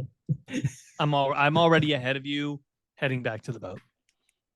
And I've got my head down and I'm just shuffling after him. Fine. I guess we don't have any fun on the way back. A pickpocket, Gil. while they're on, oh gosh, No, not really. Not really. as they're on their way back, they've been gone for about an hour. What's happening on the boat? Ulfgar, Chariot. I think Ulfgar taking what the captain taught him, just making sure stuff is getting prepared for when they get back and they're ready to set sail. If Chariot's helping, which I'm not presuming that, like maybe she's tying knots, I'm lifting the heavy things that need lifting and moving. I'm just kind of biding my time on the ship with whatever prep work needs done, if any. Okay. Tied a couple of knots, but this is insufferably boring. So I go off to a corner and start reading some of my books. as you walk away to do that, the captain walks over, unties the knots, and ties them properly for a ship. And seeing that you're actually looking at things, she comes over and her demeanor changes. Her voice softens a bit, and she actually starts saying, "No, this is how you do it." And seeing that you're actively trying to do things, she takes the effort to show you how to do them right. And Ulfgar will listen intently. He appreciates this this education. Like I said, Ulfgar is not formally educated in many things, so like having someone take the time to show him how to do things proper, he will do his best to be attentive and absorb what he can. So, in about an hour, when the other part of the party's coming back, she looks and goes, looks like the crew's back. She pats you on the shoulder and says, "You could make a good crewman someday." As long as I don't fall through the deck. Well, let's go see what kind of profit these guys brought us, partner. Ulfgar will a little smile under his beard and whatnot, and follow captain's orders. All right. So as you guys approach, the captain crosses her arms. "Well, how bad did you mess this up? Who did the negotiations for you?" Gil. I did. You just see as her just sinks. And Well, we had no idea how much it was even worth. Well, yeah, I couldn't remember how much it was the boss had bought it for. Oh, thought Tarek helped me remember. He said I should fix it, but that's the long and short. But look here. so she'll grab the coins and she'll catch him as he throws them and hand them to you, Ulfgar, because she doesn't know for sure how much you spent either. What is proper captain's take of profit? We're splitting this between us even. I will give 5 gold to everyone. You said 35? Yeah. Well, I you will got to give 5. take out your original investment because No, I you don't. paid 20. No, I don't. Okay. 5 gold to Right. everyone. And she looks at and goes, "Oh, you, she'll hit you on the helmet. You, How do you give the cat Yes. 5 gold? do what?" I would How does he give that the I would cat keep it 5? for Hem until she's in a point to take it then. How do But we there get is that 5 money? gold. By the captain. There's 5 gold for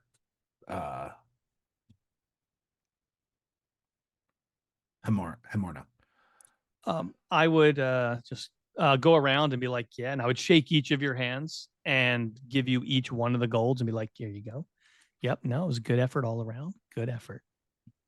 That doesn't seem right. Why are you giving me that? I didn't really do anything. So as much as I appreciate the generosity, I believe that the coin should be earned, and I earned it. I did not. But everybody should benefit. And that's my thought. You all doing better makes me better. So you enjoy that. Well, but you moved the things too, didn't you?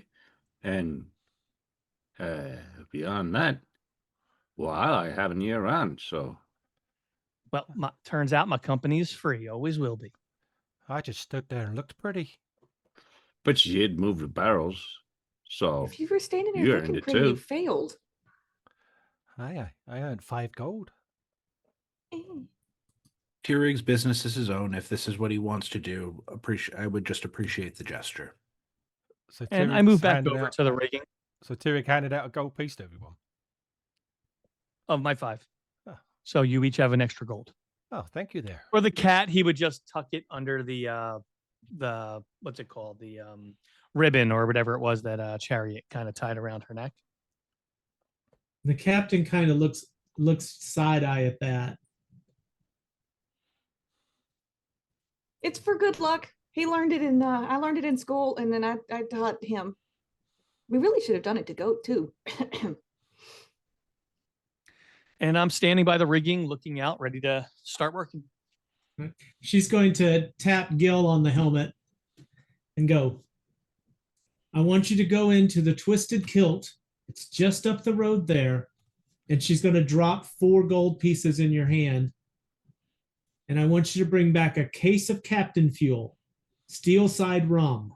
You got it? Say it back to me. Steel Side Rum. Steel side rum. And if you do it right, she'll put another one. Get something for yourself. If you get it wrong, don't come back. And you better run Where because should we're I leaving it. go? The cat's gonna sigh because the cat is still sitting on his shoulder. Did she pointed out the tavern, right? Yeah. With all this, when he said that, she's going to lean over to the cat and go, Twisted Kilt, down the main, Steel Side Rum. But you said if I got it wrong, I shouldn't come back. So where should I go if I get it wrong? Back I'm gonna here. smack him. I'm gonna smack him. Ah! No claws. He's just getting a smack. Cat likes She's going to take one of her belay pins and whap you on the butt and go, get a move on. Oh,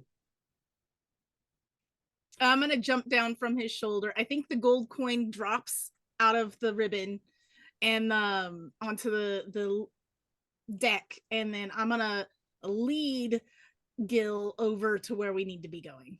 Gil, go follow the cat, please. well, yeah, I will, but give me a moment.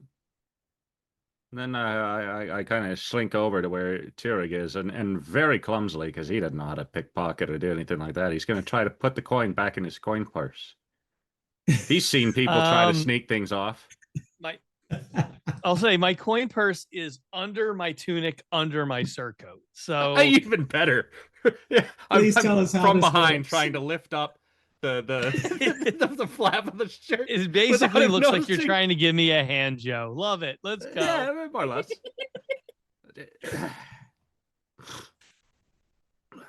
Easy now. Quiet cat. What am I rolling against? Because this is contested. I wouldn't be I letting. don't think you need to.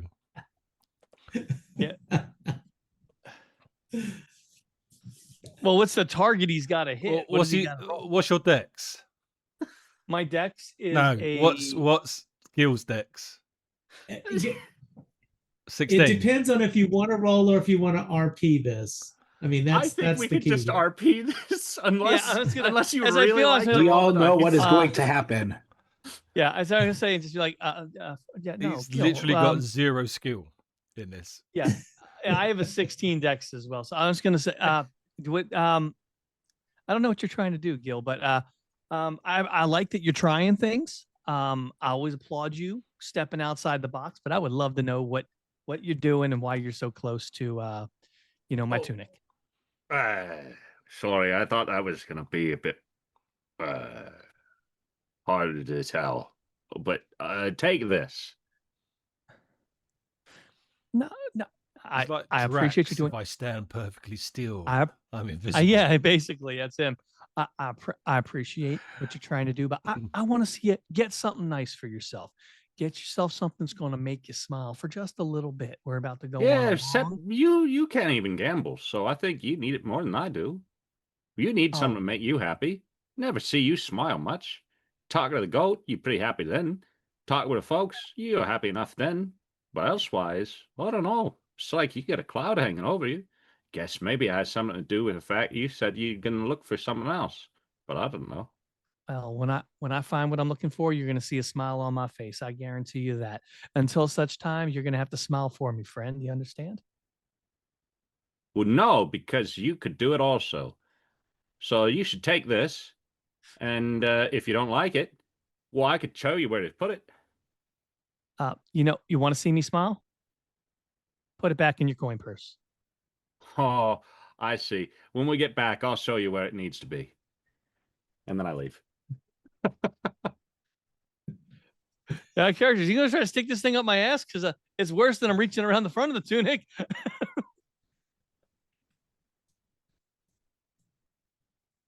All right. So, Gil, I assume you and Hamorna are going to go complete the task and make it back on time. So, if you get everything set, untied for the moor, the captain makes a point that while that's not a lot of cargo weight that's been lost, it's a little bit, so might make some pretty good time. And we're going to set sail as we approach the evening of that first day's travel. So you've still got a full day ahead of you, but she doesn't want to sit in the port. So you go ahead and make your way out as the sun's getting low in the sky, but you got a little time before nightfall. And I think with that, let's take a 10-minute break. Nice. Right, don't go anywhere, guys. We'll be right back.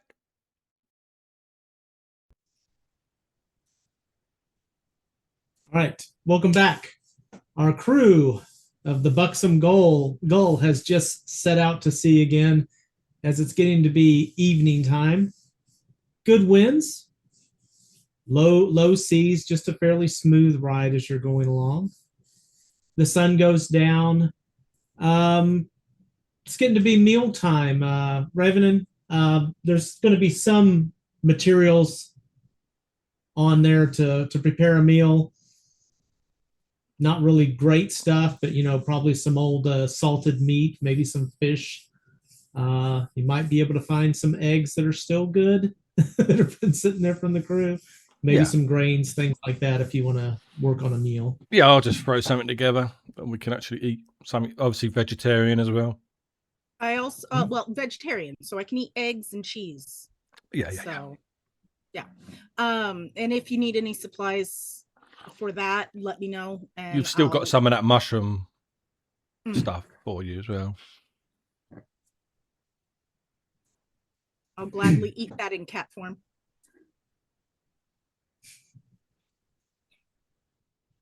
Right. The captain is just sitting at the wheel, back propped up, feet up on the case of rum that Gil brought back, just kind of easing on the wheel. Takes some of the food that you provide. Thank you. Oh, this is pretty well done. Not bad. Glad you found some stuff downstairs. You're welcome. As you're sailing along, eventually the wind dies. Not gradually. It just simply stops as if someone had closed a door. The sail goes slack. The sea goes glassy calm. The waves kind of flatten into this slow, oily swell that barely moves beneath the ship. Captain. And the fog. Sorry. Yes. Captain, I think something broke. She takes a look around. Yeah. It happens sometimes. And then a fog begins to roll in. Not the usual kind of fog. It's not cold. It doesn't leave you feeling wet or damp. In fact, it's warm. You begin to pick up an odd, faint smell of burnt ochre, like clay that's been baked too long in a kiln. The fog rolls in quiet and heavy, and it begins to muffle the sounds of the world around you so that even the creak of the rigging on your own ship sounds wrong.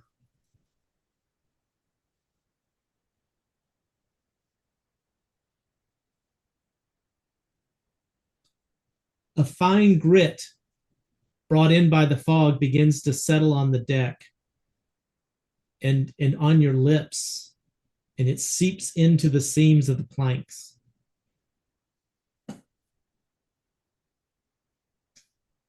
Is this natural? I don't think so. I don't think so. Doesn't taste right, whatever it is. You're not meant to be eating it, Gil. Well, it shouldn't land on me then. I don't know. It doesn't. doesn't smell normal, but I'm not out at sea often. And by often I mean ever. So this could be normal. Aye, and it could not be as well. Well, we have just agreed that it is something, and that's progress. Are you protected? And I look to my sister. Mm-hmm. Did it this morning while you were busy leaving me behind. Shake my head. Well, that is just some of the best passive aggressive I've ever seen, at least this week. I'm used to it. Trust me. I'm gonna slip on my leather tunic and quickly buckle it up. Did you not have a shirt on before? My leather tunic, my leather armor.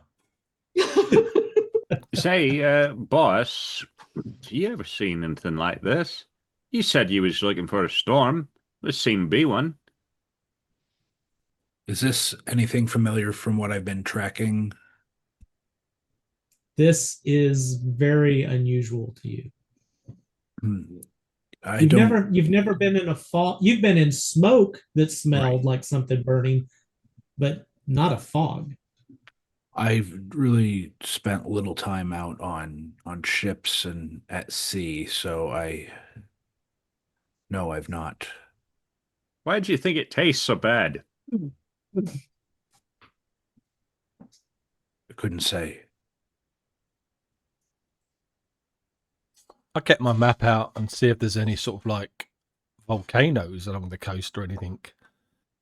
Okay. While you're looking at targets. that, Tirig, you notice off the starboard side, in the distance, you see something that looks like lights, small lights, bobbing in the haze in the distance, and you hear a noise, kind of that slapping noise of water as it would hit the hull of a ship. Does anybody out there see that little kind of a will-o'-the-wisps, lapping up against the side of the boat here? Did anybody see that? Well, they're off in the distance away, so they're not close. So I'll say, okay, I'll change it to, does anybody see that little will-o'-the-wisps just out in the distance there, just kind of lights bobbing about? I'll look in the direction Tirig's gesturing. And I'll call out and say, yeah, off the starboard side here, just over there. And he just kind of like makes like a small motion. He's not even letting his arms go over the side of the boat, just over there. You do notice the captain sits up a little bit straighter, puts her feet on the deck and leans out and is looking in the direction you mentioned, Tirig. What was that, Chariot? I said, don't like that. Don't like that one bit. Mm-mm. And the lights appear to kind of drift like as if they were a boat on the wave. You see them kind of going up and down as they drift off into the distance. Well, whatever that is, I'm going to leave to you seafaring people.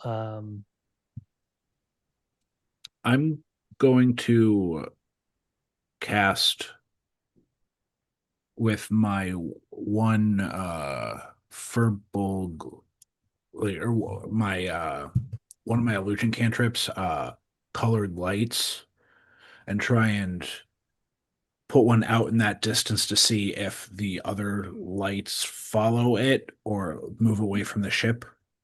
What's the distance on that you're allowed to cast? What's the range? Oh, good question.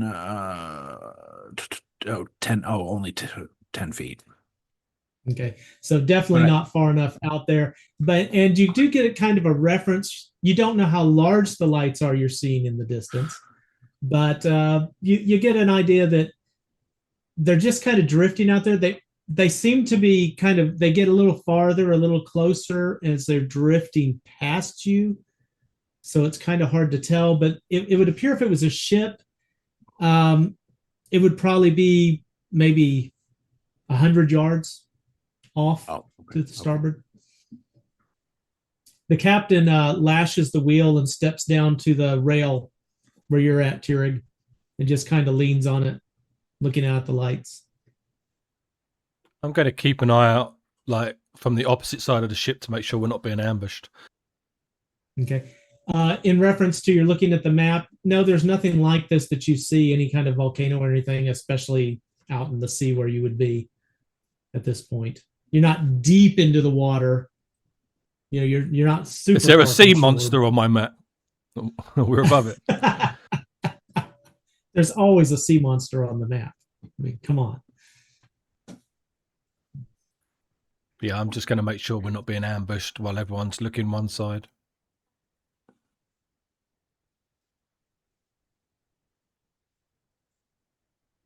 The captain makes lets go of the rail and kind of taps on it. This kind of calm, tends to make people talk. She eyes over at you, Tirig, or pray. And then she looks at Gil, or do something stupid. Why take?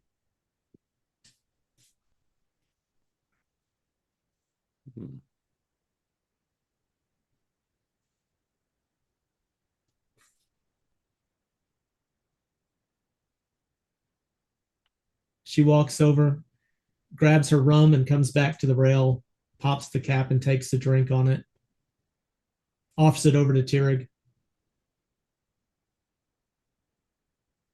No, thanks. I'm gonna keep an eye on the creepy thing out there that it's making me more uncomfortable than already floating across a large body of water, as a short, stout, dense rock. She looks down at your holy symbol that you're wearing. There was a cleric once, years back. Not one of them temple proud ones. She takes a swig. One of those road-blooded kind. The kind the gods pull by the collar when they want something done. You know what I mean? Yeah, I've seen their kind. Seen their kind plenty of times. So he is called to a land across the sea from the Pomars, some far shore over there. Some trouble that wasn't his until his god made it his. And the fool said no. Said he wouldn't go. Well, I'll always go where my gods direct me. I'm watching that out there. And he points and he goes, and I'm hoping that's not it. But I'm ready if it is. And she just totally she didn't, ignoring what you said. Of course. Wouldn't go. Wouldn't listen to a thing. Wouldn't stay where he was, neither. He took a ship to the south instead, thinking he could outrun a god the way you outrun a creditor.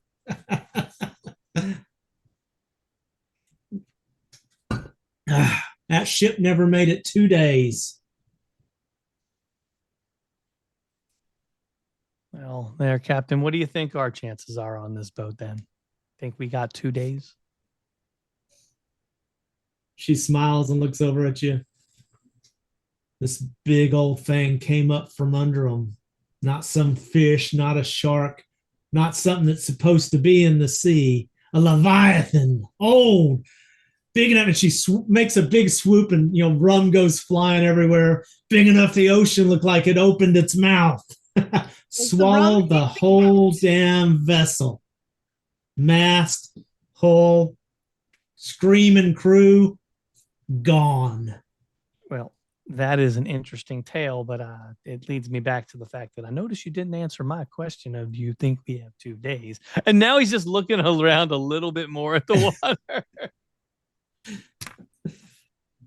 She leans into you and taps your holy symbol. They say the cleric lived. Not because he deserved it, because his God wasn't done with him yet. She just smiles. Well, I understand that very much so. 3 days he sat in the belly of that thing. 3 days with the sea pressing in on all sides. No wind, no sky, No lies, no truths. But you know what? When the Leviathan finally spit him out, vomited him up on the shore, it wasn't in the south. It was on the shore of exactly where he'd been told to go. Well, that sounds unfortunate, but also fortuitous because he made it where he had to go. So the gods work in mysterious ways. And I'll say a small prayer under my breath. Sometimes. Is it loud enough that she can hear you? Probably every third or fourth word. Not enough. She'll tap you on the back. The sea don't care what you want, and you know the gods really don't care what you're ready for. Now, that's true. The gods care about what they need, and what they need will always trump what we want. Isn't it beautiful to always have a higher power? So what's your gods telling you to do? My gods are telling me to go where I got to go and make sure people are safe. So I'm going to keep my eye on off the side of the boat here so I can do my job. Sounds good. I don't argue with Collins, and I sure as hell don't follow lights on the sea. She's going to turn and look around at everybody else. Look at Raven. You see anything off the other side over there? Do I? Just fog. Nothing.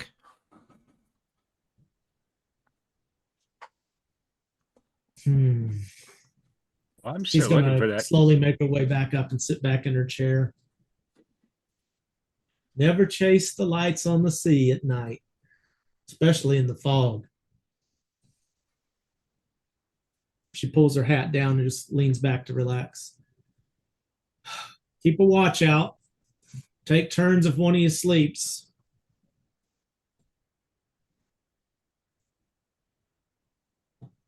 I'll stay up and watch. I suggest two of us. I'll stay I'm up gonna with go you. sit on top of the seagull. Okay. Go ahead and Well, put I'm your not token on the sleeping now prow. after they told me all of that. So is everybody on the top deck? I see a couple of tokens down below. So okay. Yeah, if people are sleeping. You're I'm muted, just gonna. Bob. I'm gonna keep checking both sides. I'll stay say up with. Oh, go ahead. No, go ahead. My apologies.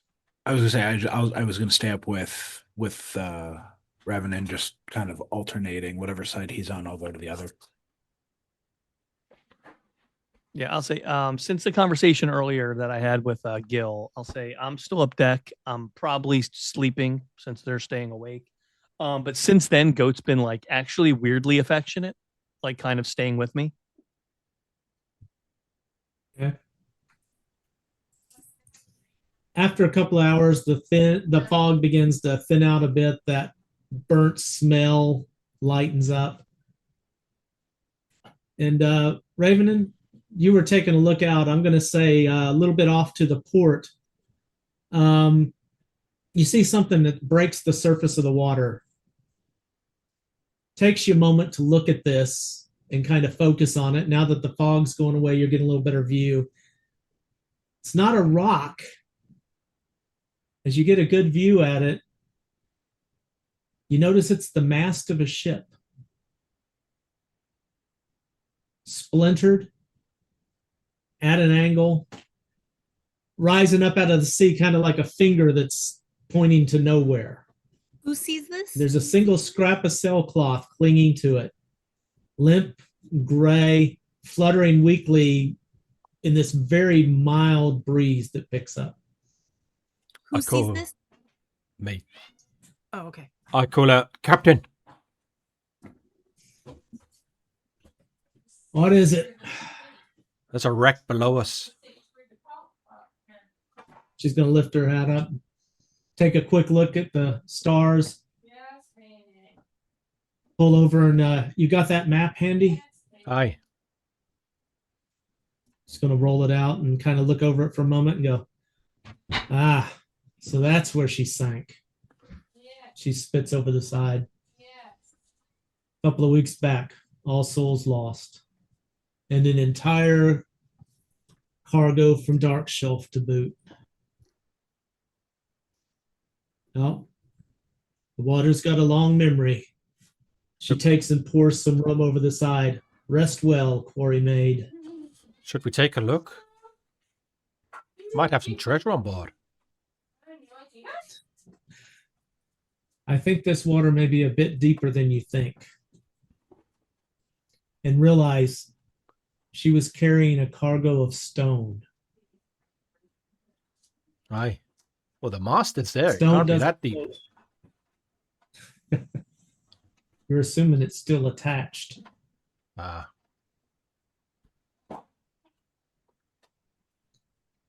All of a sudden, the anchor chain on the boat begins to give this faint, slow ticking noise, kind of like if you have really hot metal and you set it out in the cold. And you begin to feel the railing that you're leaning against begins to feel warm. Something's not right. The captain reaches over and places her hand on one of the rope stays that's made out of iron, and she's like, it's hot.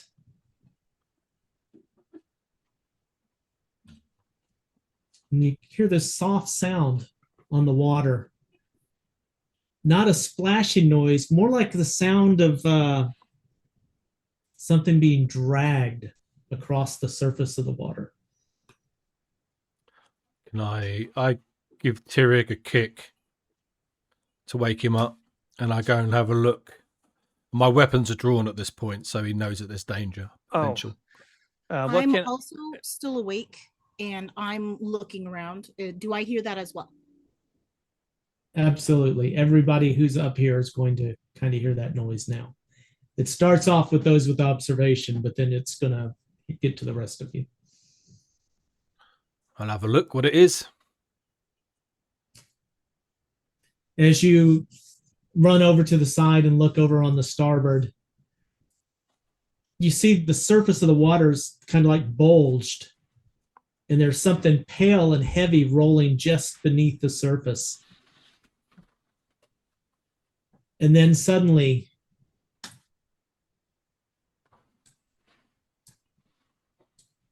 a large tentacle emerges from the water. Dun, dun, dun. And flaps over at the rail. It grabs the rail and begins to pull, and the ship begins to lean. What would you like to do? I try and cut the tentacle. All right. I'm going to hide the lower decks because I don't think we're going to need them for the moment. And I want the space, so bear with me here.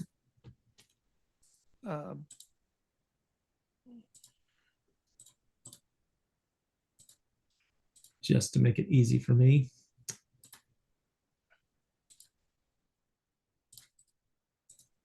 And where did it put my stupid token? Okay, now Roll20 and I are having an argument. We'll figure it out later. At the sight of that thing as well, because I was told the story of a Leviathan with her like drunk breath, like not even 2 inches from my face. I'll immediately have my pick out the second I see that thing, and we'll be trying to get it off the damn ship. Okay. Well, go ahead and let's roll an attack against this thing. Can the creature see me? I'm going to say no, because the only thing extending above the water is the tentacle. Yeah, okay. I will attacketh. Oh, armor class 13. And that is a hit. Really?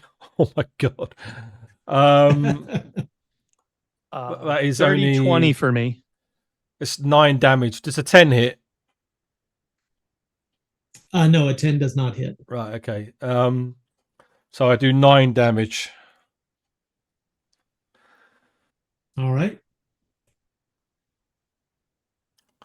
And Jared, then, what was that? Oh, sorry. Go ahead. Jared had said something in between. So. Oh, I said I rolled a dirty 20 for my hit.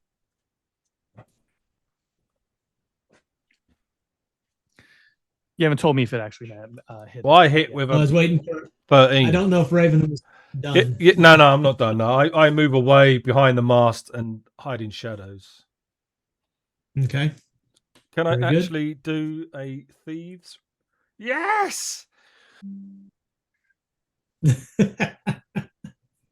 You disappear behind the mast. Tirig. So I rolled the dirty 20. I'm trying to kind Okay, of just that's a hit. using the pick side of my Warhammer. Okay.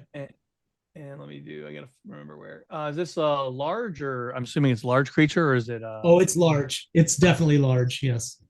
Okay, let me roll damage. That's going to be just 8. All right. And then the is it Very wrapped good. around? Because then I will do my shield bash, which I am allowed to. Well, with the 2 hits, I'm going to say at that point it's going to withdraw the tentacle back under the water. Oh, okay. Then instead, I'll just kind of move back, putting my shield more in front of me. Okay. So, Hamorna, you were sitting up on the gull at the front of the ship. I'm going to assume you're still up there. Yes, but once it had grabbed hold of the ship, and it was you said the ship had leaned, correct? It had leaned, yes. I'm going to polymorph myself back into myself. Okay. All right.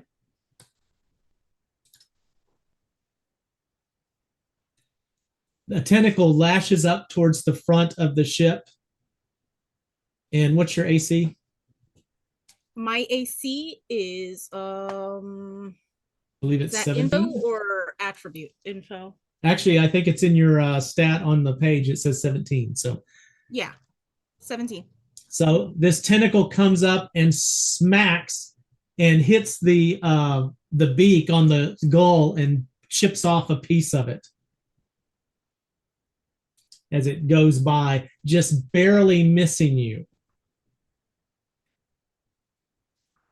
I am going to back up off of the gull onto the ship's deck. Okay. And pull my bow and arrows and knock. Okay. It goes silent. All you're hearing is the lapping of the wave against the side of the ship. What are you doing on board? Do we go into initiative roll or? At this point, there's no active combat because it's gone back under the water, but you don't know if it's over or not. So what are you doing? I look over. I'm going up the crow's nest. There's no crow's nest. Is it dark? I forget. Huh? Is it dark? I forget. Yes, it is dark. Yes! It's always dark when the sea creature attacks. Don't you know that? Yes. I take the edges of my cloak and I hold them out, and I'm gonna fly up to the what's the thing with the circle and the stick, and you stand and you like look at stuff. The crow's that nest, thing. which it hasn't got one. Which they don't have, yeah. Doesn't Do I have anything one. tall? One of the sails, and that works. I don't care. Somewhere high. All right. And then Batgirl. does this game allow holding spells or whatever? Do I want to do that?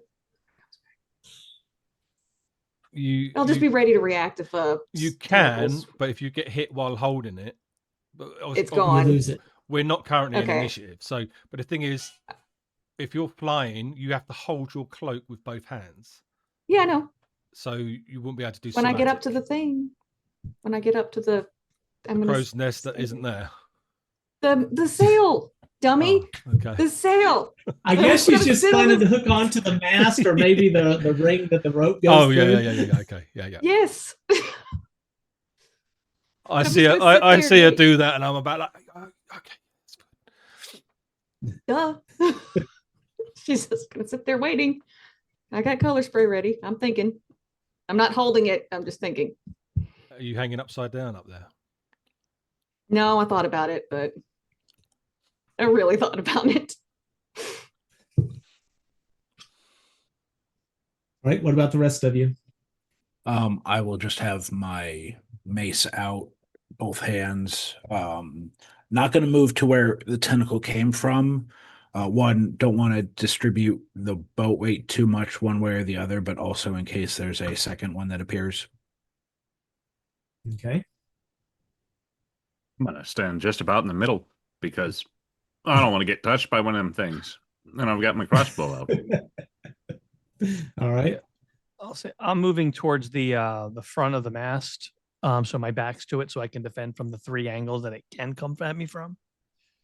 Okay. And what about Goat? Goat would still just be like right, like kind of hugging it, but like in that nook right behind, like kind of nestled in. But you're not like holding on to his lead or anything. He's No. free, I right? rarely do. Goat Okay. has its own mind. Okay. All right. Well, Goat's dead. Is the captain armed? The captain has a belay pin in one hand and is managing the wheel in the other and keeping an eye on the sail. And seeing Chariot go up there like that is going to look up and go, they're slacking the sail. Don't get caught in the line. Just give thumbs up.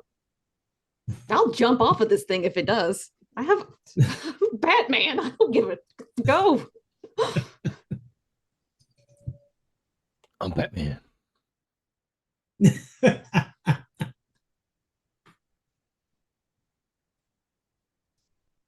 It's quiet for a moment. You just hear the waves. The ship rocks back and forth. And then you hear a noise from the left-hand side about midship and the right-hand side. Also about midship a little farther to the back. And let me get these tentacles out here. So about the positions there that I'm putting the tentacles so you can see them. They come up and they're going to slap in.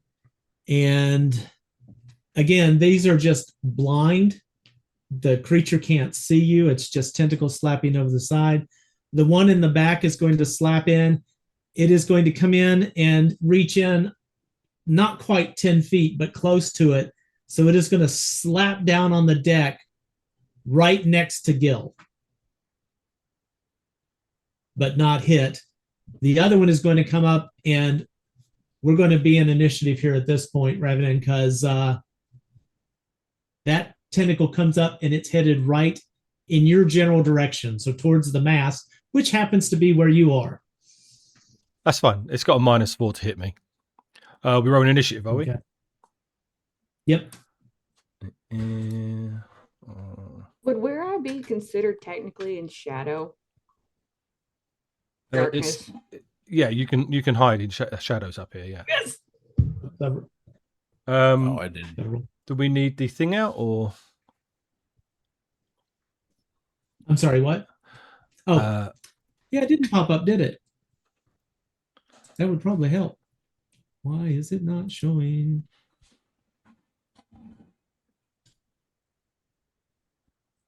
There we go. Do I need to re-roll since I didn't have my token selected? You can haven't hit a token, had re-roll, the and then token. you can edit it. You Okay. can if you Yeah. click on the number on the left, you can edit it. Gotcha. Yeah. Oh, come on. If people want to see the turn order. I've got it open, but obviously you have to open it. There we go.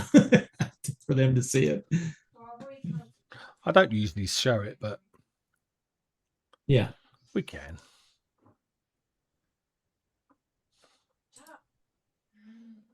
Siri, how can I get refund Come on. Chariot's casting a spell called Siri. I heard the verbal component. That The was my- semantic component That has to wasn't be me. biting That was your my soul. wife. That was my wife. But Oh, I'm okay. about to ask Siri how the flip I do It this. sounded. Where's my- I saw Chel's lips moving, and it sounded like her. Oh no, I was cussing. Oh, okay. So do we have everybody up? No, because I don't know what button. We're to missing hit. somebody. I miss D&D Beyond so much. Is it this button? I'm gonna find Missing out if I'm gonna Chariot. hit it. Is that the Oh yeah, it's we're waiting on Chariot. Just a moment. We may be sitting here until next week at the same time. Where's the freaking button? The initiative button. It's Which by what is- The button action that you says want to do. initiative. The initiative With the button's picture of either the next dice to on a it. spell or next to a weapon. But obviously you don't have It is- weapons. So I just hit them. That And you'd know. What do you intend to do? Determine your action and then hit the initiative for that action. I'm gonna shoot color spray at it. Yeah, with your intelligence, you'd know that color spray wouldn't work against this creature. Its Oh, well, I guess hit it's- dice is huge, so Well, in that case, there's not really much else I could. Well, you can curse it. spook. You can I can curse cuss it. at it. Yes. Or What? cuss it. Spook. I had Um, spook as my other one. What's spook Can I do? scare the crap out of it? Was Scare it. What's it do? Read it. My book. Hold on. Have you rolled I initiative actually anyway? Roll that first. A spook spell enables the wizard to play upon natural fears to cause the target to perceive the spellcaster as someone or something. I can't pronounce that word. We're just going to move on. Without actually knowing what this is, the wizard merely advances, starting upon the creature. Blah, blah, blah. I don't know Copy. if that's Is there a saving throw or? Saving throw. No. Neg. It just says neg. I assume that's negative. I don't know. So can I try to scare it? You need to know what more it does. Let me try and get it up. Hang up.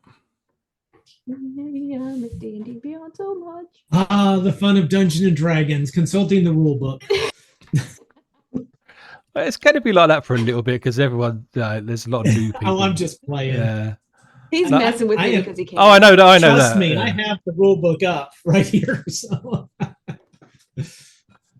Let me get spook up. Hang on. First level spells, spook. All right. I mean, I can do that, I think. If the creature does not make a successful saving throw versus spell, so saving throw negates. That's what negate means. So it need need to to spell out do the a word. saving throw against spells. It will turn and flee at a maximum speed as far away from the wizard as possible. The creature has a saving throw with a -1 penalty for every 2 experience levels of the caster. So no penalty at the moment. which is nil. Yep. So yeah, it's just in any event, the spell functions only against creatures with intelligence of 2 or more, and undead are not affected. Well, it doesn't look undud, and it's smart enough to wrap its little creepy things around our boat, so it's probably smart-ish. Yep. Yes, I want to spook the crap out of So I'm it. assuming you're standing on the mast at the Mm-hmm. yeah, Oh, I'm sitting on it, but yes. sitting on it. Yeah, so it would have to roll versus spells. So I just go hit. Well, spook. it depends. Obviously, you'll click initiative first. Yep. So that one. There you go. I don't know what your casting time is on that. So One. 7 in total. Yep. Okay. There you go. So, and it's already put us in thingy. Yeah, shut up. All right. So, Revenant, you are up first. What are you doing to this tentacle that is slapping at you? Well, seeing it come towards me, I'm going to slash it at twice. with Okay. a backstab. Armor class 13. That's a hit. That's 10 damage, and armor class 23 for 7 damage. So 17 All right. damage. I do a 17 more. double whirl, and then as I have rapid retreat, I'm going to move out of its area of effect to the back of the boat, 30 feet, and I will hide in shadows, attempt again. Oh, thank you very much. Hide in shadows, which I pass by 1. All right. So it is going to be smacking out in the general direction of the mast. So you are hanging from the mast, Chariot. It cannot reach you. However, it may hit the mast with sufficient force that I'll have you do a dex check. Let's see if it hits the mast. That's going to be the But I first can one. also fly if I grab my cloak on the way down and not die. Why did it not roll? Oh, I really hate it when it does that. Just a minute. It lashes out, smacks the deck near the mast. I'm going to say that it's going to splash some water off of its skin onto, and maybe a little bit of blood from the slashing it took from Raven and onto you, Tirig, as it smacks down onto the deck near you and then draws back off to the side. And then the tentacles disappear below the water again.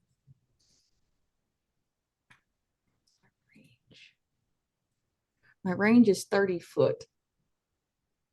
Are there any creepicles still on the ship? At the moment, no. Did Tiri get an attack of opportunity? I You did could not. try. Sure. I could go for it.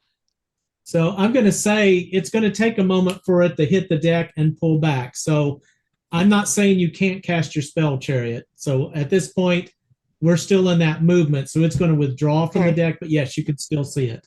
If you Okay, I want to hit. I want to hit Sorry it with about that. spook. I misunderstood it's your 30 question. You're good. Nope, you're good. Yeah. My range is 30 foot. I'm scared of where it is, so let's just do the thing. Did that do anything? So you need a spell save, I do believe. Sure. Yep, save versus spells, yeah. And is there any minuses on this? Nope. Any adjustments any of you guys have? No, she's only Creature first has level. a saving throw penalty of that's what I thought. -1 for every 2 levels. I'm only a 1. Well, it didn't roll it for some reason. Let's try that again. Good. That means it automatically succeeds. It fouls. Actually, it fails. Did I scare the crap out of it? It's gotta be afraid of something. Something comes after this thing. Something eats things. It's gotta be afraid of something. Okay. It thinks you are whatever this is. Yes. Okay. So based on that, this thing is it's an octopus. It's a large seafaring form. What is it scared of that you become? Sushi. I become a sushi chef. Octopus and I mean in real life, octopus and squid are kind of afraid of like humpback whales, blue whales. Oh yeah. So maybe it thinks I'm a giant whale. Or sperm whale. Yep. Killer whale, something that would eat it. Yeah. It thinks I'm a giant whale that's gonna eat it. That's what sperm whales eat. All right. Squid and stuff. You hear this loud thump on the bottom of the ship, and you feel it as it vibrates through, as this creature just hits it as hard as it can. And then the water around the ship begins to bubble, and you get this horrible, acrid smell as the water around you, for kind of a 10-foot diameter ring outside the boat, fills with this black ink. Oh, it crapped itself. I inked. We should probably call out. We should probably go fast. So hopefully that means it squirts its little crap ink, and then that means it swims away. The captain's going to kind of stand up and look and go, what do you see from up there? What do I see? I see ink bubbling up. Are the creepicles gone? Yes, the creepicles are gone. Yes. Okay, so no creepicles, squid ink bubbles. Is that all I see? She's like, the captain says, that stuff's never going to come off. So looking at the duration, the duration is permanent until it saves, but it can save every round. So that's how far it gets. Okay. But it's gone. So it moves its full speed away every round until it saves. Saves. Yeah. Tyrig had a dwarf had a question in chat. Yeah, No, I was oh, asking if I sorry. got that attack of opportunity or if that time has passed. I'm okay either way. Feel Just free. want to know. Feel free. Go for it. I didn't want to. Oh, that's bad. AC of 12. That's a miss. Yep, pulled away too fast. So sad. All right. So Imagine at the being moment, level 1.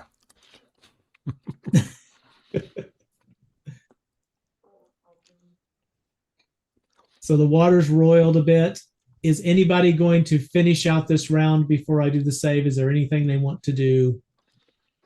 I mean, the one near me is already running away. Yes. Yeah, the tentacle is going off the side of the ship. No. Well, It's it's not my turn obviously yet. It's scared. not my turn. I'm well down the line there. Never mind. Go ahead. If the tentacle's gone before I'd attack, like this one's gone before having a chance to attack, I'd just wait to see if anything reemerges. Okay. Same.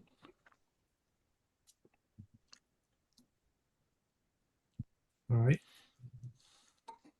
Let's see what the creature does.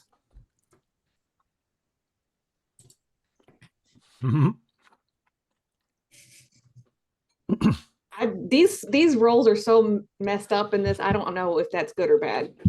So look at the arrow. You've got to get over 16. So it fails again.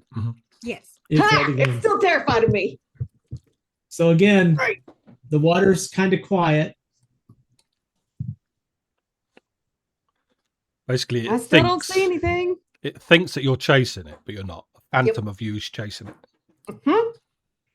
So I'm so hopefully it's just chasing it away. It's squidding away with a invisible, non-existent whale after it. It's continuing to run. I'm going to give it one more check. And at this point, I'm going to do a morale check on it as well. Because honestly, I don't think it's going to keep wanting to try if it's being chased away.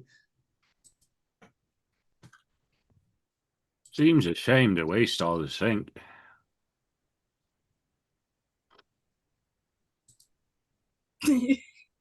Oh, okay.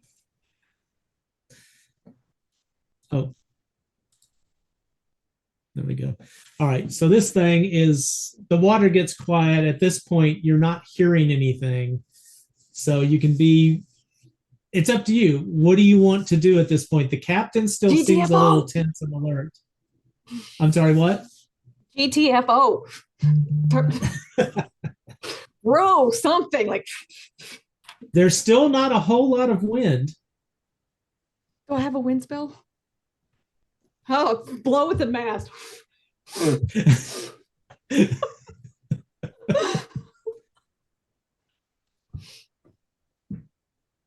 there any paddles? You know You're what? right. If we Of tied a course there cup would to be. an oar, we could Some- definitely get some of the ink. Somewhere below deck, there would be oars. Because you've got to have them as a backup.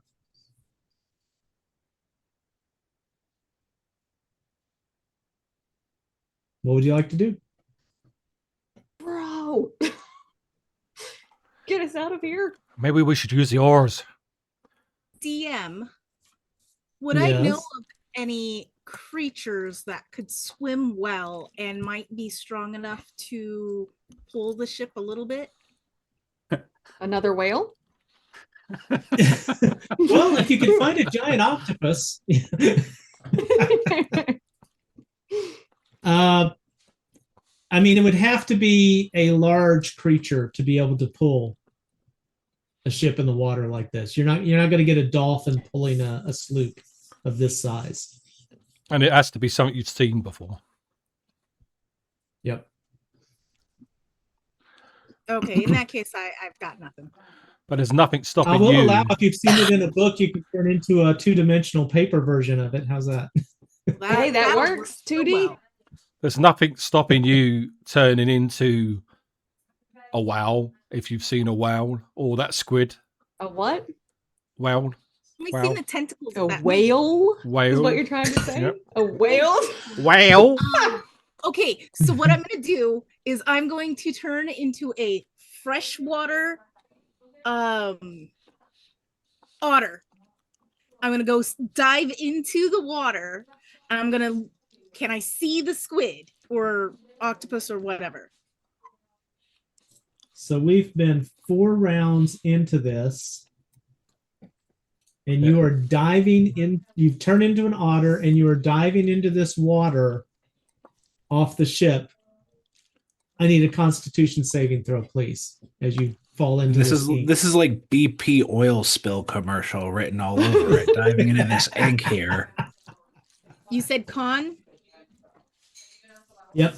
And what's the squid's movement? Well, just speed? let's make it easy. Let's do a poison save. Just do a poison save.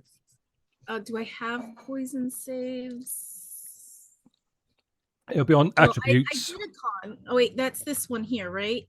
Target. It says. Okay, so poison save target is 10, but I rolled the Constitution, which is 13, and I hit the save for that. Yeah, so you would have. I'm going to made let you have it. You I would should have have called for the other one, but go ahead and roll it. I'm just curious what you get, but I'm going to say you saved. I did save anyway. That Okay. is a Well- 9 beats a No, No, I that would've- would have Nine- failed you. 9 fails. So good thing I'm letting you go with the first roll. I 5E'd for a moment. Okay. I got to get back into my 2E brain. Bear with me. Okay. All right. So you dive down into this. The water it's like swimming in ink. I mean, let's be honest. It's thinned out a little bit over this time, but it's still pretty thick. How deep are you going to dive?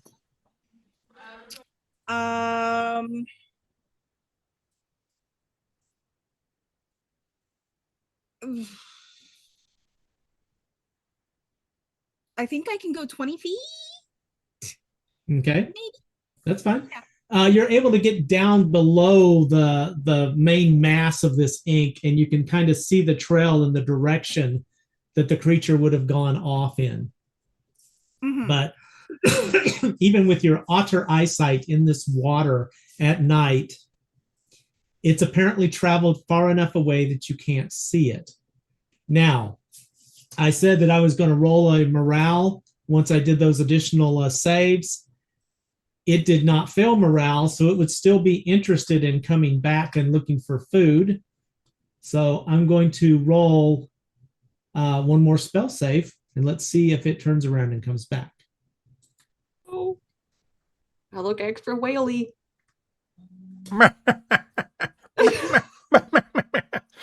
What's that? 5 it rounds? does. How fast it travel in the water? It's a speed of 12 with its swim speed. So that's just normal movement. So runs like 4 times as much or something, whatever it is. yep. So it's booking it away from you.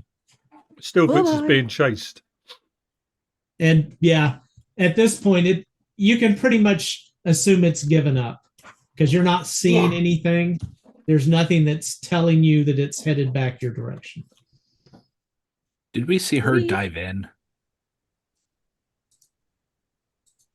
I would say at least Tierig Okay. or Ravenham Yeah. would have for sure. The rest of you Okay. might. I probably would have been focused on the tentacle, so my back was probably turned, so I say I didn't. Okay. So in that case, maybe you might have heard something and went, "Hey, what was that?" Yeah, yeah. And you notice she's not. You don't see the cat, and you don't see the pixie. So I go and look over the edge. okay. You don't. Are you staying under, or are you coming back up at this point? No, I'm Ramona? coming back up. I'm definitely right. coming back up. Are you coming back up where Raven is at? So you like pop up in his face, or are you coming out somewhere? I am farther going away? to be coming back up close to where I jumped in. So Okay. depends on where he's looking. No, you went off. You went off the prow. So Raven, and where are you going to be looking over the edge? It would have been where she jumped on. Okay. Well, in that case, you're up there. You see as the otter's head pops out of the water. How's the water? I am going to swim over to the edge of the ship and climb back in, I guess. I've got claws and stuff to climb in. Yeah. Maybe. I'll and help. then once I'm on the deck, I'm going to shake off as much water as I can and then shift back into myself. All right. As you get out of the water, and Raven, you said you were going to help her up onto the deck. Mhm. As you touch, you kind of, her fur is a little bit oily, but also grainy, kind of like sand mixed in. And Hamona, as you shift, you're shifting back to your regular form, right? Mm-hmm. As you shift back to your regular form, you find yourself coated in this viscous, gritty ick, including your wings. I need a bath. Yep, that's gross. Water is cold and gross right now, at least right here. But it's gone. Good. I'm up there cheering. Are you doing that while you're up there? Money. Yes, I'm like. About time you did something. Roll me Oh, a dexterity check to see whether you get tangled up in the lines and sail. you know what? You know what? I don't As even you care do if I your do. goofy dance. Dex, attributes. Let's go dexterity. I got a 19. So as you're doing all of this and you're doing your wiggle and dance around, your foot gets wrapped up in one of the lines. And you find yourself kind of stuck swinging back and forth, which is going to take your mind off holding your wings. Oh no, you're that's stuck. fine. I wasn't hold. Yeah, that's fine. But you are now hanging inverted from the mast. I'm a bat. It has not deterred me at all. I am still cheering and having a good time. Getting down will be a problem. A belay pin pings off the mast near you, and the captain says, "You're messing up the lines. Get out of there." Down. Turn into Wait, a can bat. I reach my cloak? Just turn into a bat. Wait, do I don't have to touch my cloak to turn into a bat. Duh. You're wearing it. Shoot. I turn into a bat and fly down. I'm gonna land on Raven. Well done. I'm proud of you. Boss, we work with some very strange people. Well, Ulfgar's going to go over and fix the lines. What do you mean strange? What's strange about this? And I'll point to the bat on my shoulder. I'll check on Goat, make sure that Goat's not freaking out too much. Goat was eaten. The captain's Oh, well, going shit to happens. lash the wheel and make her way over to Hamorna and go, "Well, I assume you're our little feline friend?" Yeah. She's going to reach in her sleeve and pull out a handkerchief type cloth and hand it to you and go, "Get yourself cleaned up." Thank you. And I'm gonna go down in below decks and try to clean up as best I can. All right. There'll be a barrel of water down there that's probably been used by the crew to clean up a few times. So it's not the cleanest of water, but it's better than the situation you're in. Yes. Wow. That was exhilarating. Maybe The captain just kind of side eyes you a little bit. Maybe that's what took down the other ship then. Yes. A little odd about the smell. And she's going to take some of the residue that fell off of Pomorna onto the deck and just kind of rub it and thin it down. Take some rum and thin it down and look at it and go, what kind of, look at that sand. Maybe my sister will know. So come and have a look what this is. I'll fly over to her in bat form and then turn back into a human and skid to a stop on my feet. She just looks at you and holds up the sand. Have I seen this before? And I do have detect magic if that helps. You've also got alchemy and other things, I believe. Yes, I have lots of things that I have completely forgotten about. Herbal stuff, and I feel like I'm playing two characters. I just saved you from a freaking You're playing kraken. 1.5. Shut up. You're playing 1.5, and she's playing the insane subconscious of the other half. And the looks. I am also the looks of this family group.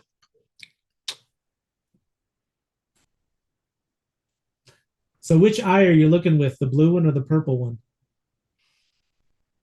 The purple one. So I'm going to leave it up to you. You've mentioned several different skill sets that you have that you could look at the sand with, and I think several of them are applicable.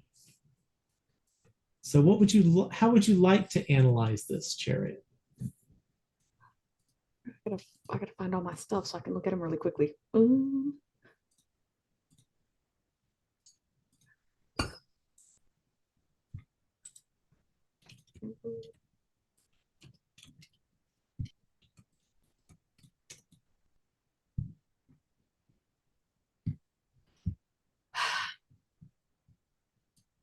I just want you to know. You're looking for your skills or in proficiencies. How much I miss.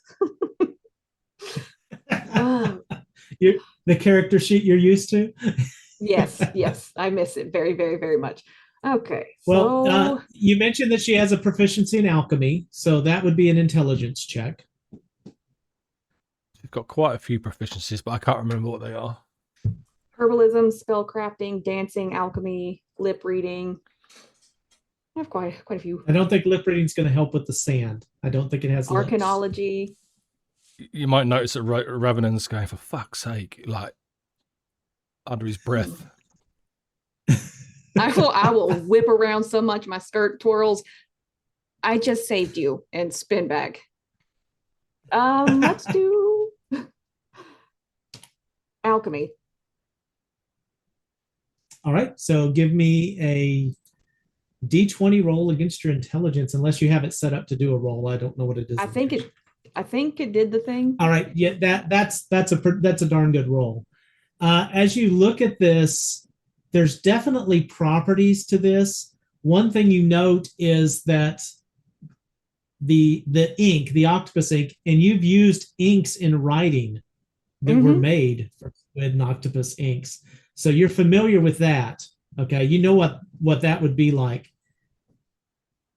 This, number one, it's warm to the touch, which seems unusual because it just came out of the water. The sand inside of it has some strange properties to it. You're not quite sure what it is. You wish you had the capabilities of your university, of your lab space there, where you could try different things with it. But just looking at it, you're definitely getting the feeling it has some strange properties to it. In fact, as you examine this, in the moonlight, you note that if you take the grain and roll it over, one side of the grain is dark and the other side has a soft gray color to it. Okay, first of all, she's going to keep some of this. I'll have like a little pouch or something in my bag and keep some of the sand in there. You got some vials in there, I Okay. believe. I think so. And then if I can scrape some of the ink into a vial, I'll do the same. I don't know how much is on the ship.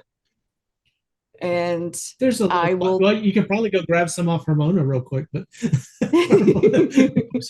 off. Hold on a So second. I will come here. So Go I will wash tell Ramona's the back. captain. Make her happy. So this is definitely not a normal squid thing, because the sand definitely has some weird properties, and squid ink should not be warm. This is gross. Also, it has two different colors on it. So see, if you look right here, when the moon hits it, it turns this color on this side and this color on this side, which sand doesn't normally do. So that's kind of weird. It looks like it's an actual thing. And the captain's going to say, I've never seen it on the sand before, but that's the thing about the stone that's quarried from Dark Shelf. That's what makes it so valuable. No matter where you split the stone, the top half is always dark. So a giant squid thing should not be spitting this out. Maybe it's made its lair where that boat is with all the stone. Maybe that stone's from the same place. Ew, did it Oh, come up yeah. out of the ship? Blech. That's just my guess. You mentioned, the captain says, you mentioned that maybe it attacked the ship. It could just be that it ground up the stone that was on it. Aye. But again, I've never It seen feels- the sand like this. Yeah, this is definitely creepy. I'm going to keep some of it. Maybe if I can get in touch with my university, I can send them some. I don't think they'd be too happy to speak to you. Well, if somebody had to pay the tuition instead of being in jail. Oh, yeah, fair point. I forgot about that. I will just later that evening, I will try to I'll play with the sand and see what I can figure out. All right. So you'll spend some time working on that, which is Yeah. good. All right. So the evening wears on. It's quiet for most of it. The captain stays on deck through it. She does lean in her chair, pull her hat down, and you're pretty sure you heard her snoring for some of the night. As morning arrives, the sun begins to rise, the wind picks up. The sails begin to fill, and you begin to be pushed along on your way. As you look around in the morning light, you realize the ship has drifted overnight, obviously, and you no longer see the mast protruding from the ground. And obviously the ink is swelled away, except for where it has stained the sides of the boat, adding to the already worn look of this ship. That's character. Gilly, you asleep? No. I can never tell when your helmet's like that. Well, besides, I think it's good. Looks like, like an old cup. Got What? character. Aye, like an old cup. So, are you good with that crossbow there, Gil? Good enough. Still alive, aren't I? Aye, you are. Didn't want to shoot them things in the water. Not likely to get it back after that. That's a very intelligent call. What? You don't want to be losing your boats. Well, no. That's why I didn't shoot him. I know. That's why I said very intelligent of you. Why are you calling me names again? We talked about this. I'm not calling you names. What name did I call you? Call me intelligent. I said that was a very intelligent call. Still, it's not the sort of thing you should say about a person.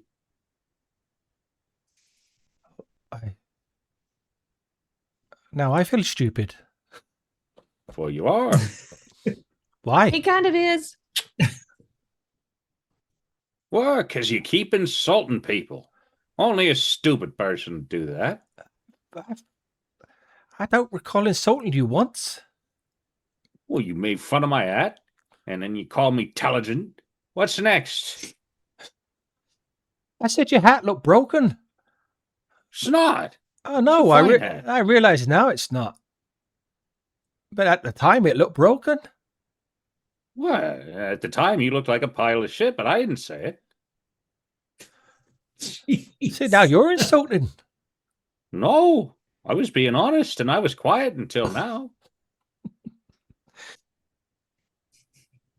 I was just trying to do small talk, but I think I'm going to go stand over here. Well, you're not much good at it, are you? No, I suppose not. Good practice, you know. Well, even I know that. I was trying. Oh, you really aren't much good, are you? No. But then you called me a sack of shit. Well, no, I said you looked like one, which you did. Not anymore, though. Well, your hat doesn't look broken anymore. Well, that's good, because it didn't. I didn't look like a sack of shit. Well, but you did. Well, your hat looked broken. But it didn't. It did to me. Except you were wrong. Except you were wrong. Nah, couldn't be. Well, maybe we'll see who's right over a game of cards. I'm going to come Yeah. up from below decks, and I'm going to say, "Can somebody help me get some more water? I've really been trying to clean this off, and it's just not coming out of my hair and my clothes." I'll help you. I need more samples anyway. So what are I'll you sit gonna there do? and You're I'll gonna get pick this bucket, bring it up on deck.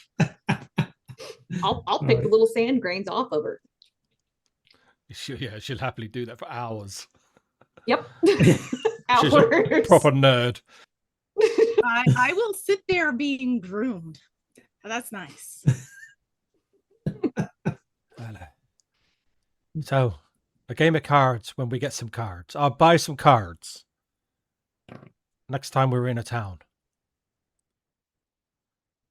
Why are you still eating that shite? Well, it was a gift. You don't have to. He felt a hankering for it this morning. He just couldn't. The desire to eat one was very strong. I pull out some fresh bread. Here's a gift. Now throw that shite away and eat this instead. I'll eat that too, but you don't throw away a gift. You're going to get addicted to it. You could make a Don't sandwich. talk about my I'll unmentionables hopefully. again. Hey, addiction's not good. It could hinder you. I already told you once, and I won't tell you again. Very well.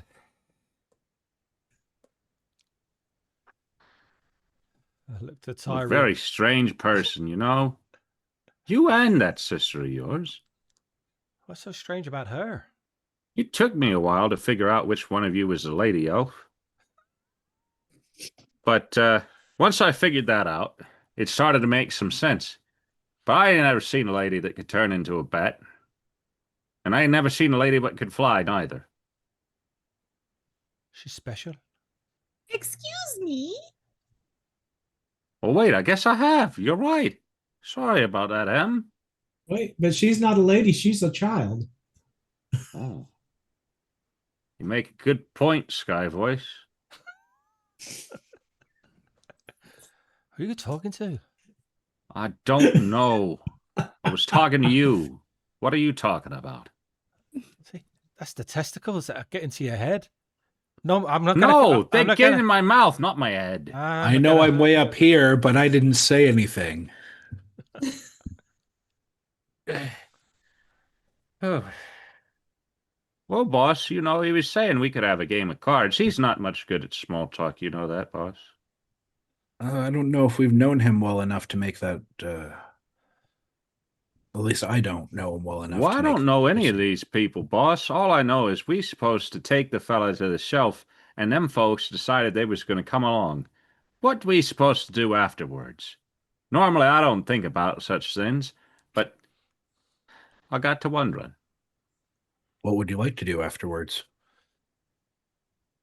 Well, I don't really know. Some of the folks said they had things what they were doing too, and they seemed decent enough folks, not apt to get us killed. They kept away that big old thing, whatever that were. So maybe we ought to stay with them.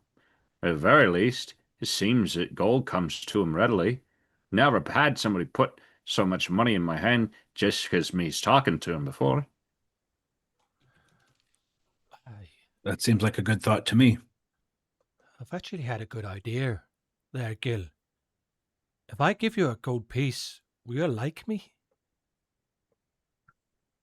Well, it's not so much whether or not I like you, but if you paid me, I suppose I'd work on something what you asked me to work on.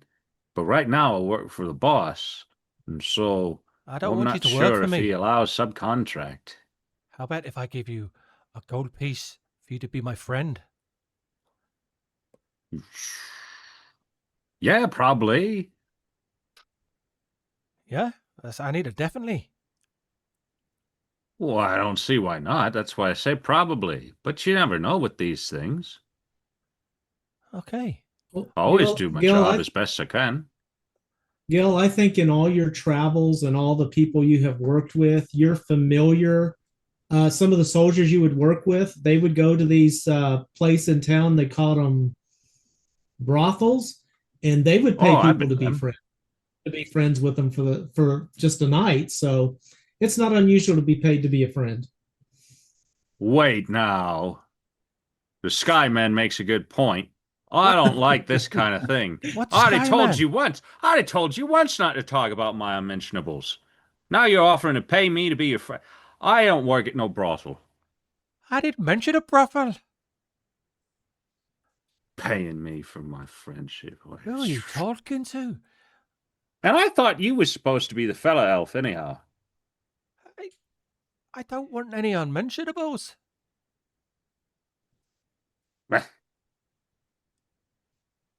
Well, in any case, like I said, I do work, but that's not my kind of work. I said no work. I'm just gonna leave that there, and we'll speak later around some cards maybe. And I sort of like sheepishly back away. It's a very strange group of people, boss. But like I said, I don't think they're going to get us killed anyways. Why don't we look at it this way? Strange a lot of times means interesting. So at least the next bit of our journey isn't going to be boring. Well, I don't know, boss. Boring seems fine. At least it doesn't get you killed. We're not dead yet. Well, yeah, so we must be doing a good job. I'd like to think so. What do these other people want to do anyway, boss? We's chasing after a cloud of some kind, I guess.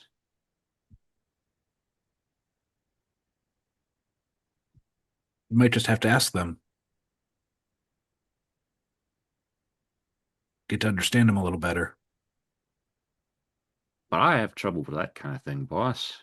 Most folks, they talk too much. I'm not a fan.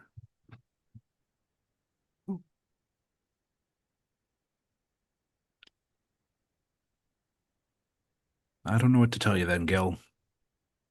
Well, sometimes you talk to them, and then when you say it, it makes some sense. Kind of like the fellow over there. He's real good at that, you know, boss.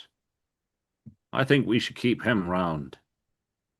He makes it so that So things seem to make right, you know? I think I understand. Mm-hmm. I've enjoyed traveling with you so far, Gil. Hope you've enjoyed traveling with me, and I'm looking forward to seeing where things go. I look forward so that I don't trip. But Sage that's advice. good, boss. Hey, Tarek. As the day, sorry, you're going to say something, Raven? I'll go over to Tarek. Hey, Tarek.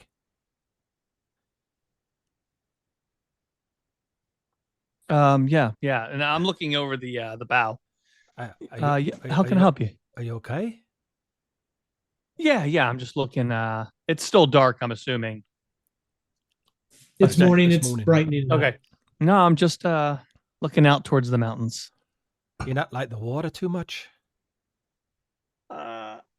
I'm a little barrel wide and stone dense. So Aye. large don't- bodies of water where I sink like a rock. It makes me uncomfortable. Plus, I've never traveled over an ocean before. Same. It's my first time.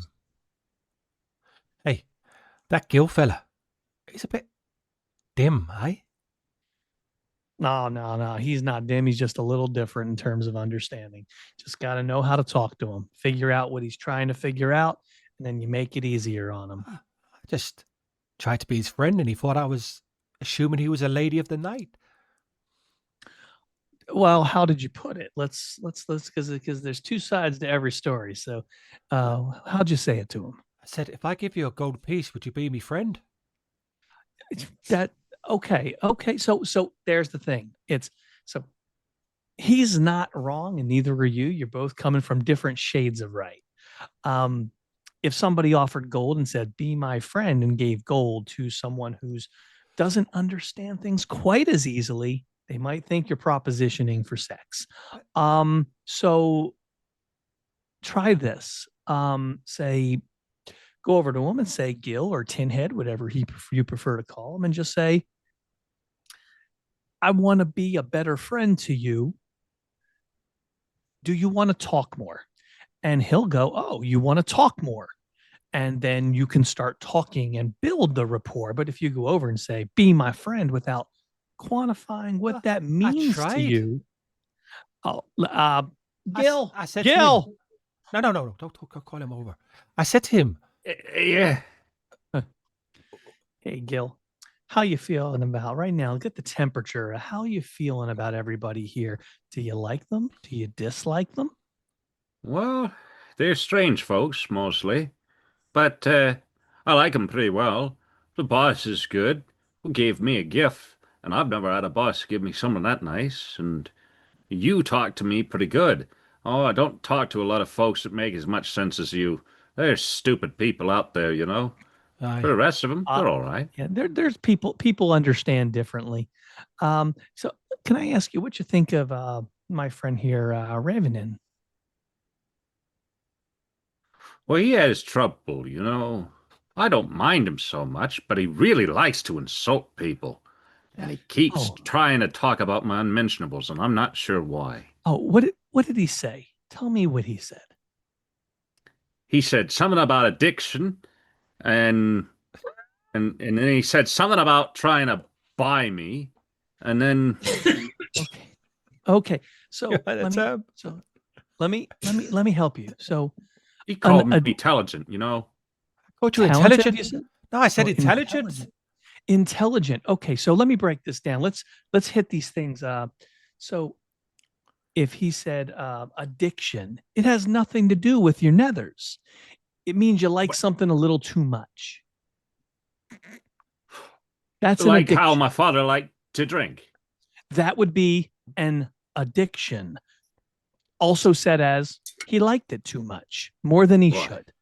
Okay. As for he offered to buy you, Yeah. no, what that sounds like to me, and this is just my opinion and my assumption, which can always be wrong, but he was saying, I would like to be your friend. I would like to give you a gift of what was he offering? A gold? We said gold. A gold. So he's saying, as a friend, I'd like you to be my friend and talk to me more. I'm giving you gold as a friend. Is that why you gave me the gold?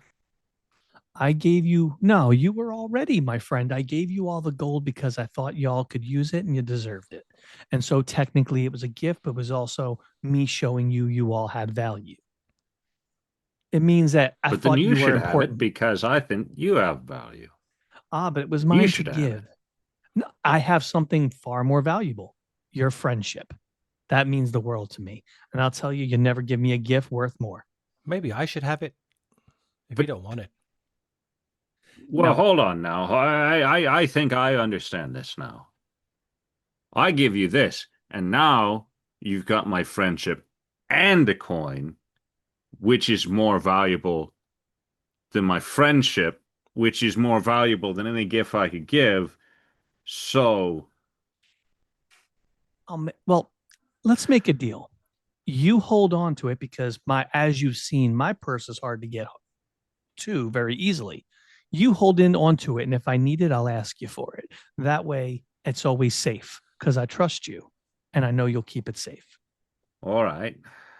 That Now- still doesn't explain why he said I was intelligent. So, intelligent means you are smart. So, what he said was you're intelligent. What that means is you are smart. Aye. Meaning, For not shooting your boat into the water. That's what I meant. You're very So smart he- for not doing that. Well, so sure, I knew that. it's I was just telling you. I was complimenting you. So why would you tell me something what I already knew? I was just making Because- sure that I appreciated you like that. Is that better? So, Gil, let me break this down just a little bit further for you, my friend. Is that when somebody repeats something to you, you already know, as if you are smart. You know you're smart, but doesn't it feel better when somebody tells you something good about you? Sorry, I I read chat. Ah, I've got your favorite board. So you arm wrestle somebody, and you win, and we're in a pub, and you win. You hear me now? Keep with me. And then I go, yeah, Gil's strong. Does that make you feel good hearing that, or do you go, well, I already knew that? No, it feels because now I'm telling everybody you're smart, you're strong. So now it's you know how do you know what reinforce? You know how your helmet makes your head stronger? yes. When somebody says something good about you out loud, it makes you stronger. It makes people around Yes. you that didn't know see you and they now understand your strength. Right. So the last fella what called me intelligent was laughing at me, and he ended up on the floor. I wasn't Wha- laughing. Well, Why is Ulfgar trying to climb over the side of the boat? I don't know, boss. No. It's a long way back, boss. I'm go. Oh, sorry. I had a mental lapse in. it's so when the people here say things like that about you, they're saying them in a good way. Hmm. Your friends will speak of you in a good way. And that is what Ravenin was doing as a friend. Well, I may not really know, but you didn't steer me wrong yet, and you always make sense. So, all right. So now, as friends, you can move forward and do things together better. Yes, that makes sense to me. I'm still worried that you're speaking to an imaginary friend, though. What do you mean? Oh, you say Sky Voice. Like, the pixie's over there, so it ain't her. Is that a thought? Is it a thought you heard in your head? Oh, sure. Yeah, it was a voice, what I heard in my head, just like everybody does. Yep, thinking. Yes, right. Like everybody does. So I was told. Okay. And I'm just gonna clap Raven in on the back, like, kind of like, don't mess this up, man. Let it go, brother. Let it go. Okay. After hours of this conversation on the deck, the captain has taken this time to train Yusuf on how to steer the boat from the wheel and leaves it in his capable hands. As she makes her way to the prow and looks off in the distance and says, we're about 2 hours out from Dark Shelf at this point, because Lord knows I don't want to listen to any more of this drivel for the next 30 minutes. 2 hours? 2 hours? Sorry, and I'm gonna shift myself back into my cat form with the one orange ear. All right.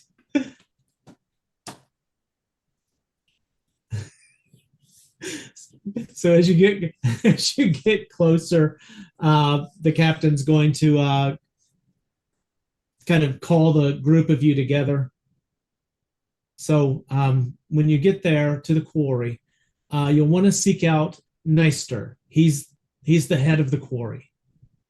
He's over the town of Dark Shelf Quarry out there. So he'll be your best contact here for whatever you're after.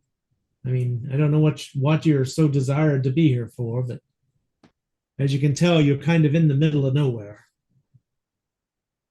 Are we obviously the way we're sailing? Well, I'm guessing we're quite close to the shore-ish sort of thing, or is it a deep sea boat? Yeah, you're probably as close in as you can get with the draft of this boat and not get caught up any. So we've obviously, I mean, Dark Shelf is fucking miles and miles. I'm assuming it's hundreds of miles. Or am I looking at a different place? You may be looking at Dark Shelf on the whole map. And I pointed out that we're going to Dark Shelf Quarry, which is a different place. Oh, whereabouts is up north. I will have to draw. I'll pull it for you on the map, but give me just a moment. I don't have the map up.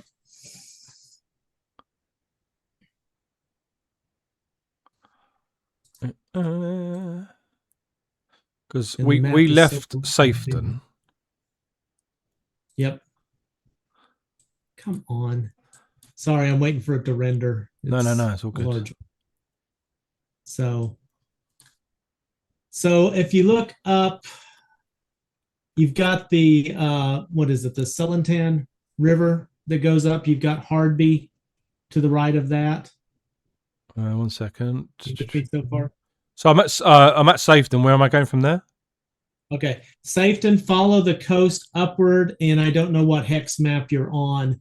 But if you find Safeton and you look up to the right, you'll see Hardby. Hardby. Oh, yeah, Hardby, yep. Okay.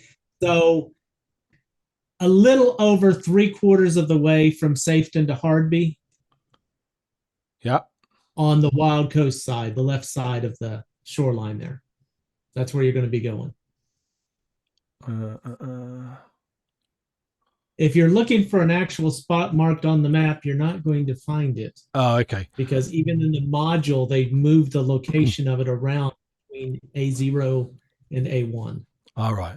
I was so confused because obviously Dark Shelf is fucking right over on the peninsula of Knapmarsh. Yeah, they added the reference to Dark Shelf that's over off the Bright Desert later. Ah, right, okay. So, right, okay. And me being the stickler, I'm going with it's to the north. Yeah. The Wild Coast. It worked better for me. So. Yeah. So everybody who may be watching who is from the Greyhawk cartography, I apologize, but this is what I'm sticking with. All right.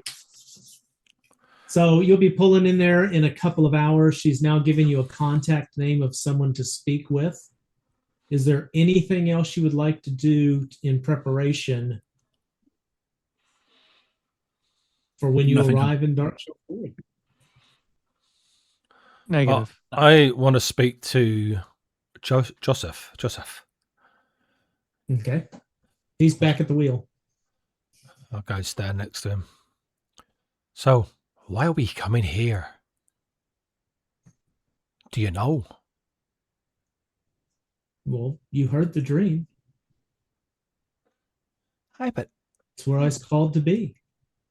by whom? A dream's a dream. Could have been just an Well, I illusion. believe that- Well, I understand where you're coming from. I believe that my dreams are inspired. But are you a cleric of some kind? I wouldn't put myself. I'm just a follower. I'm a servant Of whom? of my God. Who's your god? Well, he's the nameless one.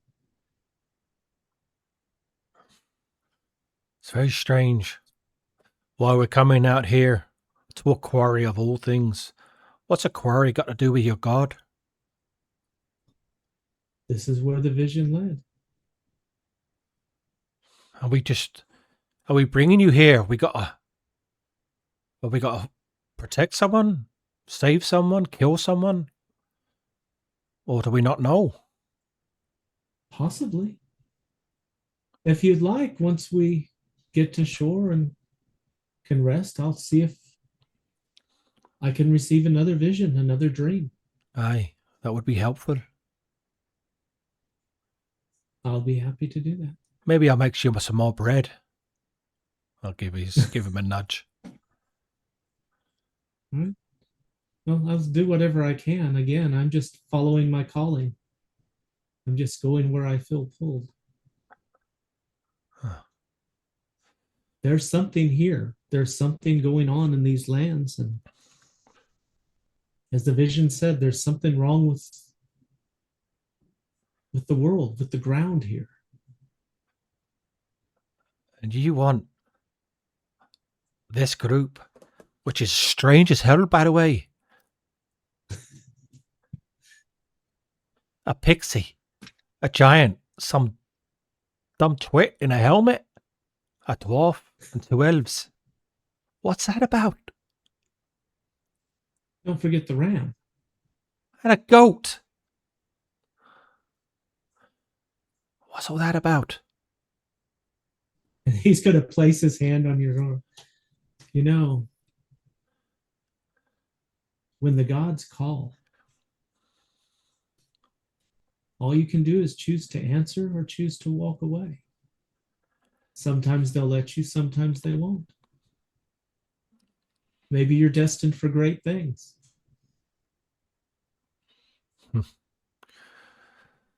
My father would not say so.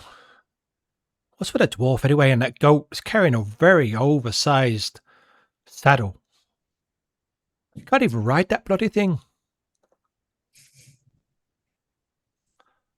I think he's got his own issues going on there.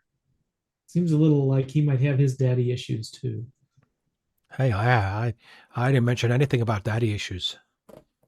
I looked at him suspiciously. And at that point, he will look you dead in the eyes and go, "I told you what I saw in the dream." Aye. You could have just been lucky. My dad's an ass. I'm not going to make the full-on donkey joke, even though I want to, because I'm not Gil. I'm not going down that road.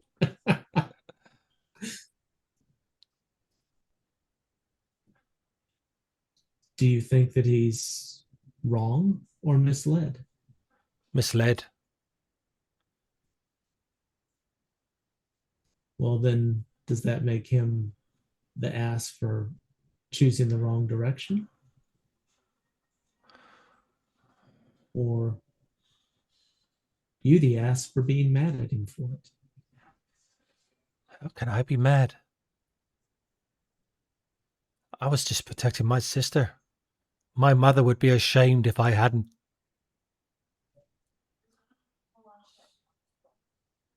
That's good.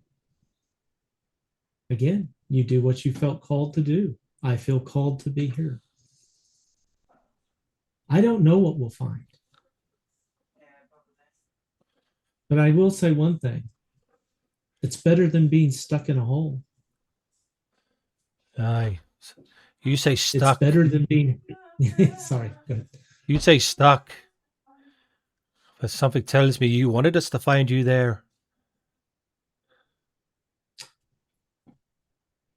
I didn't. Aye, the gods did. Well, can you fight at least? Have you got a weapon? No.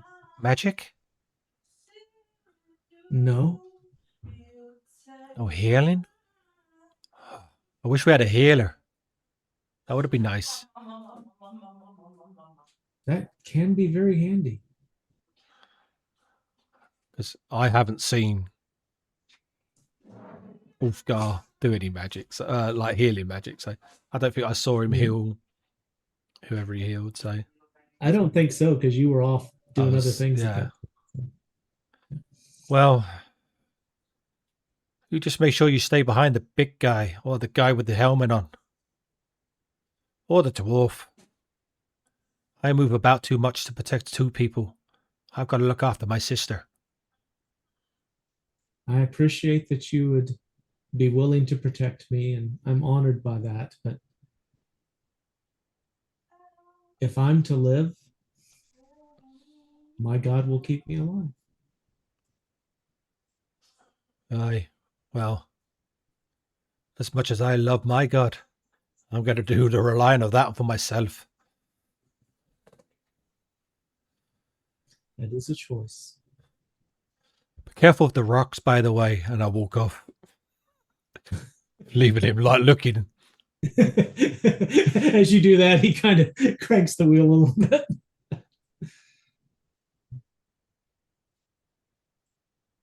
Right.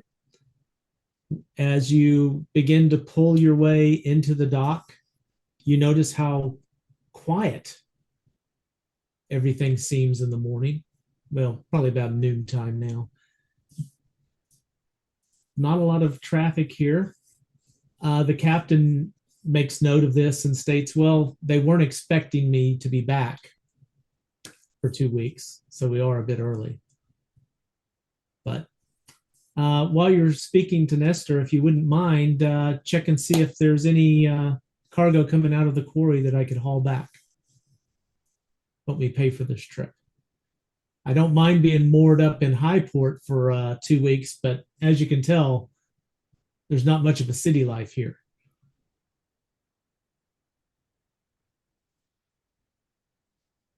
And with that, we will end the session for this week.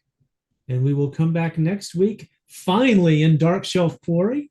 And you can make your way into town, and we'll see what actually awaits you.